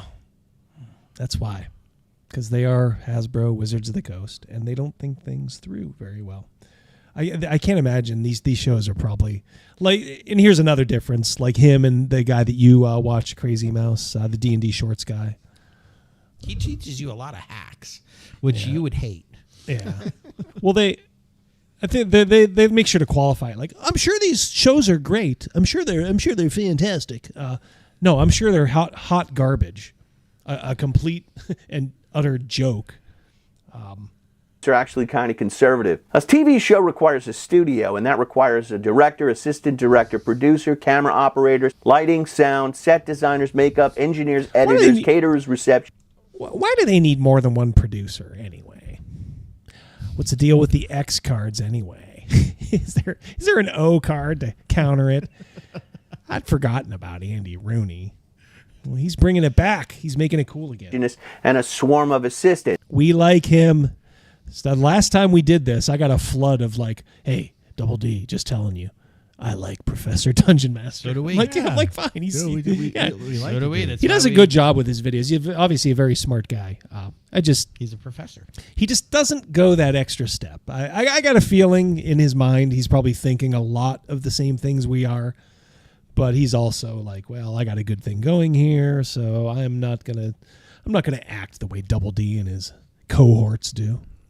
And they hired big-name talent, Matthew Lillard, Seth Green, Patton Oswalt. And you know what? The shows look pretty good. I actually want to see Faster Purple Worm kill. Who doesn't want to see Hollywood celebrities die? That's a no-brainer. Like, I was all in on that. The Encounter Party trailer debuted on YouTube 2 weeks ago with 15,000 views. That's less than my review of Dragonbane. And I'm not saying I'm better. I'm saying Hasbro is a Fortune 500 company. Say that you're better. It's like that's where I say he kind of hems and haws a little bit. Why doesn't he just say like, "Damn, I was better than that. Fuck these guys." Own it, dude. Mess. You got this. We got your back. Yeah, we got you, prof. Yeah. I'm a high school teacher from New Jersey. This is my side hustle. I'm Professor Dungeon Master, by the way, and this channel is about all things role-playing games. And if you don't like Hasbro WotC clickbait, I don't blame you. I got tons of other videos. You can check out videos about improving your pacing, my reviews of Dragonbane and Zoo Mafia, and The Lost City with Bob, World Builder, and Dungeon Masterpiece. Just a couple weeks ago, someone complained about me doing Hasbro clickbait stuff. And it's like, why are you clicking on it? That's proof that it works. Go click on something else. Anyway, how did this happen? Well, I can only speculate. This is based on what I'm gleaning from reading The Hollywood Reporter and The Wall Street Journal, as well as Hasbro's third quarter earnings report. So, the D&D channel was shepherded by E1, Entertainment One, which Hasbro bought 4 years ago for $4 billion. That's billion with a B. And they just sold to Lionsgate in August for only $500 million. And despite my efforts researching on the internet, I was not able to actually figure out who owns Faster Purple Worm Kill. Is it Lionsgate or is it Hasbro? What's he a professor of? Did he just say he was a high school teacher? Yeah. Maybe. Probably history. Which is why Meat says, why is it high school teachers call themselves professor? Yeah, I always thought that was like a college thing. So like he's just Professor DM rather than I'm high school teacher DM. Right. Yeah, I maybe. I get it. Yeah, maybe so he's not claiming to be a professor. Yeah. Like the professor on the basketball court. I digress. Or the professor on Gilligan's Island. Right. Well, no, that would he actually was a. He was a professor. And the thing is, we probably had a legitimate professor here in Blaine Paro, even though he's not strictly a professor. He could name all the courses that guy could teach. We have a Professor Greg Gillespie that's on our show a lot. Yeah. Like these guys are professors. Yeah. this guy, he's interesting. He's got a We're good hanging out channel. with the smarts, aren't we? Yeah. We're hanging out with Like I the said, smarts. they take an interest in us dummies. So we'll keep riding that train. Thinking if Hasbro Wizards owned it, they would be putting more effort into advertising it. Lionsgate just bought it 16 weeks ago. They might be saying, we own what? Like there's a D&D channel? The other answer might simply be it's a case of a too large company having too many employees and too many C-suite executives not knowing exactly what they're advertising or what they own or who their audience is. Like Will asked. Well, I don't know. Do they know who their audience is? They have no clue. So they bought it for several $1 billion and sold it for $500 million. Yeah. Is he saying they took a $500 million loss? I think Is it sounded like it's like $1 million plus loss. Wasn't it like $2 billion? Yeah, I missed the. I was so fascinated by his Andy Rooney like delivery that I missed the figures. I missed the facts and figures. It's a damn handsome man too. I wish I still had that head of hair. Didn't anyone in the supply chain check? I don't know. Didn't anyone check to see if the deck of many things was printed correctly? I don't work for a Fortune 500 company, but I have a number of friends and family members who do. They have told me stories about lots of levels of redundancy where they have multiple bosses, sometimes telling them different things, and projects that get mothballed and go nowhere. It's also instructive if you look at the history of streaming shows. So the most popular ones are Critical Role and Dimension 20, and they are by far the most popular. Critical Role was spun off of Geek and Sundry, which was started by Felicia Day, and she sold it to Legendary Pictures, which is a big Hollywood production company. And her husband is like 100 years old, and they had a kid together. If you look up Felicia Day, good on him. He got like a redhead in her 30s. I mean, she's really annoying, but I think she's pretty. Yeah, nuts. I mean, back then, when this was taken, yeah, she was a little cute. But she's getting a little older now. She's in the new Mystery Science Theater. She is not funny at all. Oh my God. I wish I could explain just how unfunny she is. Oh, you can see for yourself. Watch any of the new Mystery Science. It's brutal. Presumably she got a whole boatload of money, good for her, but Critical Role left and took their show to Twitch. The cast of Dimension 20 came out of College Humor, which, like Vice, was backed by venture capitalists. And around 2015, they were one of the most subscribed to channels on YouTube. I know it's hard to believe, but as little as 10 years ago, people at colleges actually had a sense of humor. When those See, he says stuff like that where it's like, I think he's on our side, Right. But he's also like, in his defense, if he is a teacher, you really do have to watch what you say. I mean, maybe if he wasn't a teacher, he'd be sidling up with us knuckleheads. Maybe Jersey's a little different. Yeah, could be. Almost everyone at College Humor has lost their jobs. Ooh. Where are you going with this, Prof? Venture capitalists pulled the plug. Brendan Lee Mulligan took many of the cast members who are comedians and writers to Dimension 20. Today, Critical Role might be big business, but back then it was just a bunch of nerdy voice actors having fun. And think of the transferable skills. These are voice actors, and Brendan Lee Mulligan's crew are comedians and writers.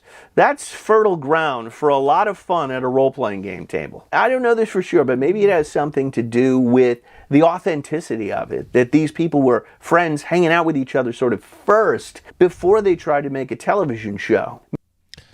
And therein is the key. And that's parallel. I mentioned Mystery Science Theater. That's exactly what worked about the original, is that it was a group of essentially real life, they became friends, writing together, working together. And then the new one, well, it's partly out in Los Angeles. Some of them, they watch the movies together to write remotely. It's not the same thing. You don't have that same camaraderie. The chemistry.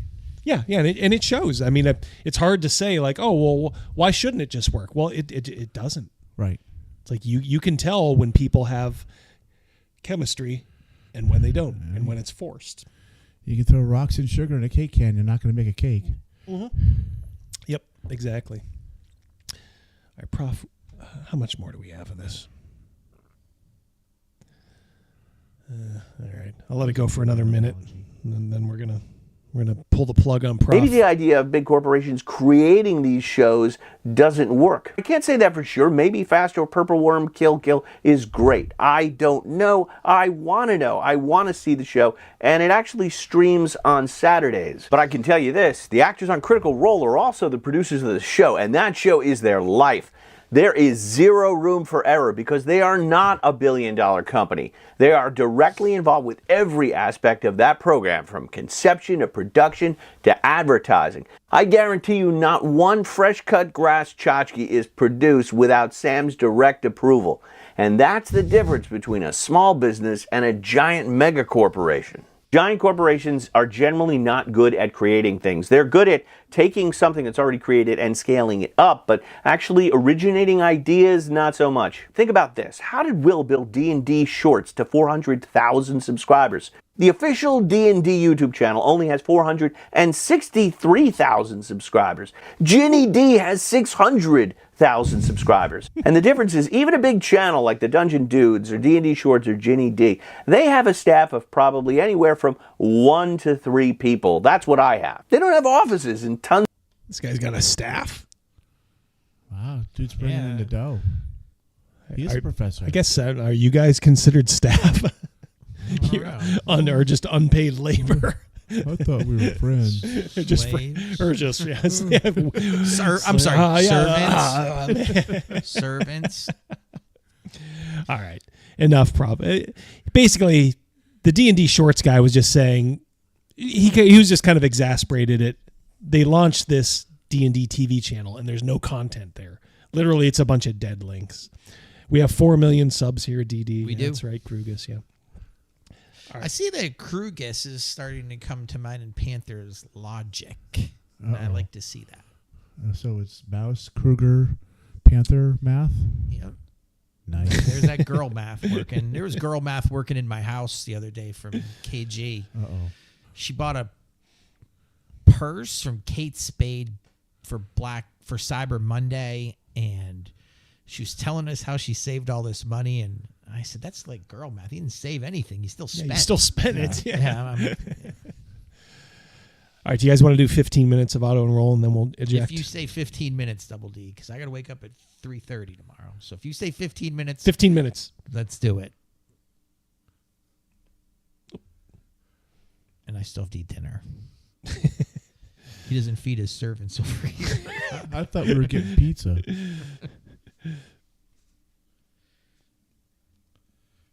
All right. All right, guys. If you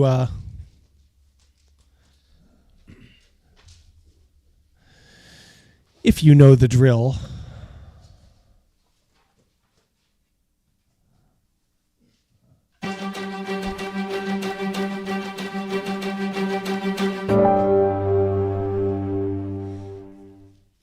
all right. This is our ongoing story with 2 young, misunderstood lads. Otto and Roland, currently stuck in this little village outside of Elpa, and had an encounter. After you're on the run from the law, made it all the way across from Carlsfeld to Elpa, down into this little village where that black little thumbtack is. And you're trying to earn a little money. That we are. So you can go on your own steam down to Civ and then perhaps across the sea. But you have someone dogging you, this guy. And that's on account of Roland killing his son on the jailbreak. So. Krugus, I love your thought process, but these are crimes that unfortunately we did commit. Yes, yeah. It's not the A-team. Not the A-team. Just some good old boys. Yeah. That's right, Copenheiser. Yep, there he is. He's been haunting your dreams a little bit. Well, these guys, they actually helped this little town they're in These kids were messing around in a tomb, and lo and behold, this skeleton was alive. And these guys helped put it to rest permanently. But, you got wounded a little bit. Did you not, Roland? Yes. A little bit. Both of us. A little Both bit, of us, yeah. A yeah. little bit Crazy Mouse, but especially Roland. He put a smack on me, dosed me with a little bit of fear. Yep. By the way, guys, like I said, we are only doing this for a few minutes. I just want to keep the story going. So basically, all right. So you've met a couple of people. Ewan has decided to make Roland a smith, and that's whose house you're recuperating in. Yes. His wife is Thea. Yeah, I could get to know Thea. But your character there, that little blonde-haired man peeking out behind Ewan's shoulder, he's caught the attention of their daughter, Katerina. And she is a pretty lady. Oh, yes. Oh, yes. Now, I believe you, Crazy Mouse, you're trying to earn a little money as well. As a roofer. With Tolly. Mm-hmm. That be Tolly. So, I believe we were going to pick it up. You guys wanted to work like a week. All right. So, we'll say in like a day or two, you're on your feet, Roland. Is that correct? Yes. Yep. Yeah. And you just, I believe last we left it, you said we just want to work and earn a little money. That is correct. The person I'm roofing for is his staff is currently out sick, so nothing shady sick, just sick. And I said I would fill in until he comes back to work. He's given you a gold and 2 silver a day of work. Crazy Mouse. Okay. Otto. Craven. Craven, yes. It is Craven. Craven. That is correct. And you, Roland, using your real name. Duh. Not smart when you're on the run from the law. You are actually Don't earning... get Craven started on that. You are actually earning 2 gold a day. This guy's got business out the wazoo. So, a week goes by. You can, you're getting stronger every day there, Roland. And he's teaching you how to smith. So, we'll pick it up a week later. So you guys have 1 week's of 6 days of wages. Okay. You get the Lord's Day off. Odin's Day. I think that's Wednesday, isn't it? Now, you wanted to get a horse, is that correct? I was going to trade my donkey in for a horse. That is correct. The guy says that he has someone willing to buy the donkey for 10 gold. Okay. Do you take it? Yeah, I will. The stabler? Okay. Transaction done, 10 So I have gold? about like 16-ish, 18 gold-ish. Yep.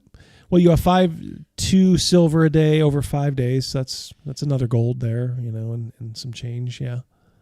So, yeah. And how much do you have there, Rogan? Do you know? 12 gold for 6 days. Yeah. A riding horse, 60 gold. So we're a little light. Stay a little longer? My job would be coming to an end. I'll try to negotiate down from that 60. Sounds like we have just shy of 40. Well, we'll say that, he's impressed, with your work. The other guy has come back. He's trying to make do with 2 of you to kind of maybe split you up. But you also know that, the roofs that need patched and worked on are coming to an end. So it's not that he's, wants to get rid of you or anything. Just out of work. Yeah, he's just kind of out of work.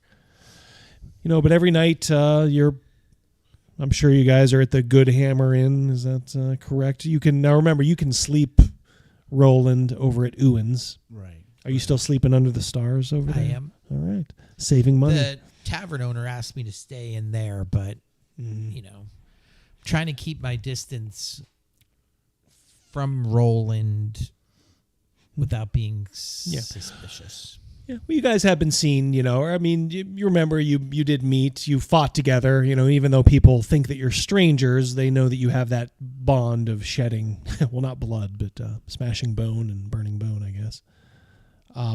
When you are at the Good Hammer Inn, do you guys we'll acknowledge each other? We'll acknowledge each other. It's not like I'm never talking to him. We have something in common. Yeah. All right. So why don't we pick it up there? It's the start of the second week. And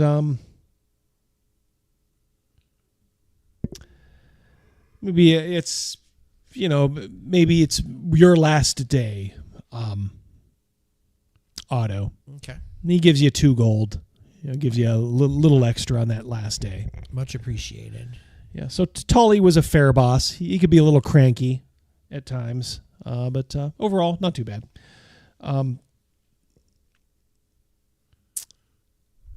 You're at the bar, and remember those 2 that you were in the paddy wagon with you. They are still around. Goran and Santa.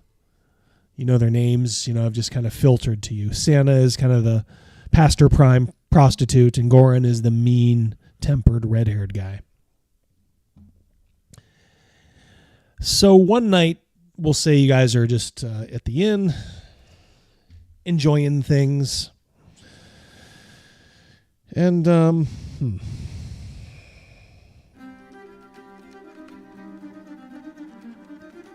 someone comes in. This guy. Okay. Does he look familiar to us from anything? He does. He's followed by that guy. A royal guardsman. I don't like this. You know the blonde-haired guy? He was also in the paddy wagon. Oh, okay. He was the in ringleader paddy- guy? No. He was in the paddy wagon. Yep. And he's with a guard dude. Yep. That's not good. You recognize him as a younger thief. He kind of kept quiet. If truth be told, when you look back, he was seemed a little scared to you. He's not far from this guard as they sit down. In the room, it's full.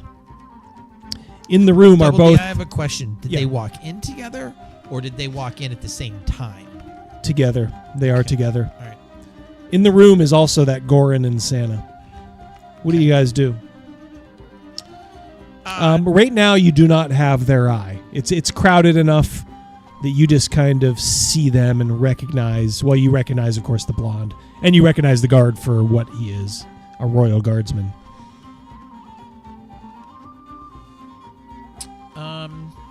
I think I'm going to make my way out the back door. Okay. Tell you what, make with a boon.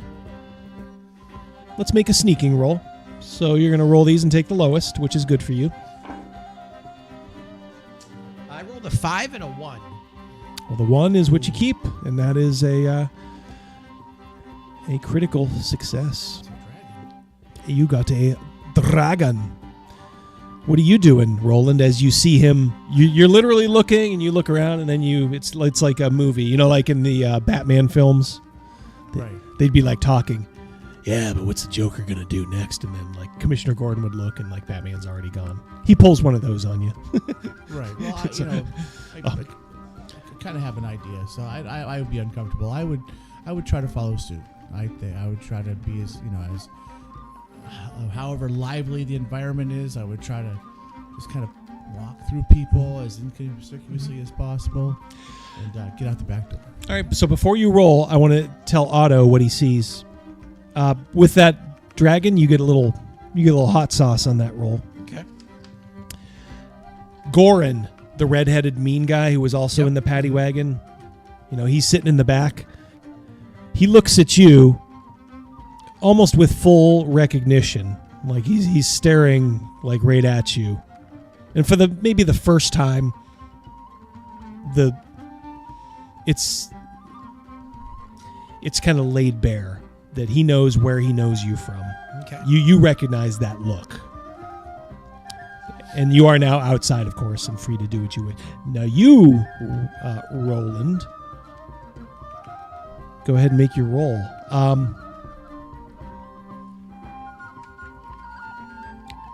Make yours straight up. Only because you are pretty well known being... I did not make it. It was not a 20, but it was a failure. Okay. You just run into the barmaid a little bit, and they say, "Whoops, sorry there, Roland.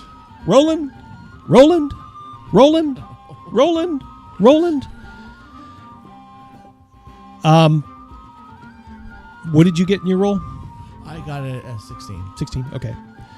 You do look up enough to see this guy who had just maybe ordered a drink. He picks his head up when he hears that name. And he starts looking around, and he gets up. So now you can continue to try to sneak out. Okay, but it's going to be with a bane.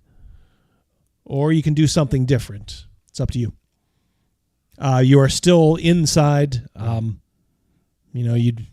It would take a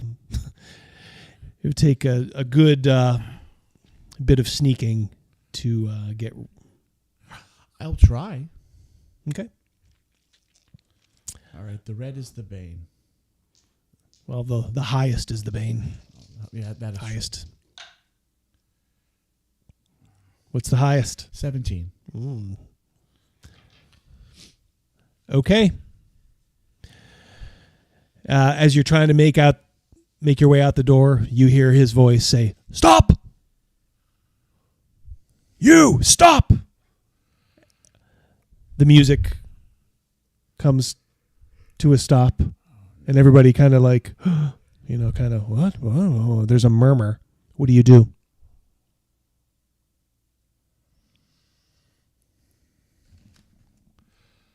I will continue walking. Walking? Yeah. You hear him say, "Seize him!" And then,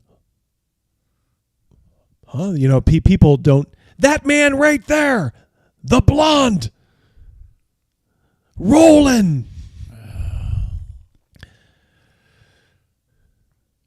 You see your boss, Ewan, who's, at a table up near the front, but he kind of stands up and is like, "What?" Way behind the action now. He's now coming towards you. So he's like not like walking anymore. He's coming at you with alacrity, and he pulls his sword toward me. Yes. All right. Nobody is. Maybe these guys know you and know you for the plucky young lad that you are. But nobody's stopping you yet. So he's kind of on his own yet, but people aren't like trying to attack him either. They're just kind of letting this play out. Right. I will continue. I'll make haste out the back door. Now you're running? Yeah. Okay. Why don't we pick it up here? That's 15 minutes. We may have a combat. We may have a chase. Who knows next time. So Jiminy Christmas. All right, guys. Yep. Didn't want to. I did not want to let things linger or go too cold as far as auto enrolling. So I at least wanted to check in with these guys. Thank you all so very much. Yes, meet cliffhanger. Yes, that is what we call a cliffhanger. Not planned. If you had made your sneak roll, I guess you guys would be in the catbird seat. But that big towhead, Roland, he can't sneak very well. No. Thank you so much, Panther. Yeah, I thought this was a great stream. Yeah. These are the kind I like. You guys did a great job in the chat. We had a great guest. Did a little bit of tomfoolery after. I'm going to let these guys go. Crazy Mouse has got to go. Oh my! Look at this coming in under the wire. Come from Hey, holy moly! hey, What's hey, going hey, on? Mamma Howard Hughes. Holy smokes! Channel member and $20. Thank you so much, Howard. Bam. What can I say? You guys are fantastic. I love you. Thank you so much. Mucho gracias. Glad you guys liked the stream. We will definitely have Blaine back. The conversation was just a little too easy on that one, was it not? He was a nice guy. Yeah. God, what an interesting dude. Absolutely. What an interesting dude. Yeah. So I don't know why, but they seem to like the cut of our jib to come here and just chit chat. So yeah, and like I said earlier, in case you can see this. Dude, that is so cool. Dragon Slayer merch. That's yeah. Got some patches from good old Greg Gillespie. Oh wait, those were the patches. He didn't send you the sweatshirt. No. Okay. I made the sweatshirt. I just got a cheap Walmart sweatshirt and Not cheap, well, inexpensive. Inexpensive, yeah. But yeah, Greg still has these. So if you reach out to him, he can sell them to you probably for a pretty reasonable price. Type Crazy Mouse in the thing. See if you get a discount. Yeah. All right, guys. That's enough. You guys have been great. Thank you, everybody. So many of you even guys still. next Yep. Wednesday. Yep. With Double D, while we still have the audience, I don't know when Christmas is. The December upcoming 25th. holiday schedule does not conflict with a Wednesday, so we should be good for a while. Good. For a while. Christmas is on a Monday this year. Perfect. Yeah. Perfect. All right. Well, we'll see you guys next week. We'll have something planned. If you haven't seen my latest video, go ahead and give it a watch. It's about evil PCs. We were going to talk about that, but only had so much time. So watch it. Let me know what you think. Drop a comment in there. Drop a like on this video. All that stuff. Peace. Love you guys. Take care. Good night, everybody. Thank you.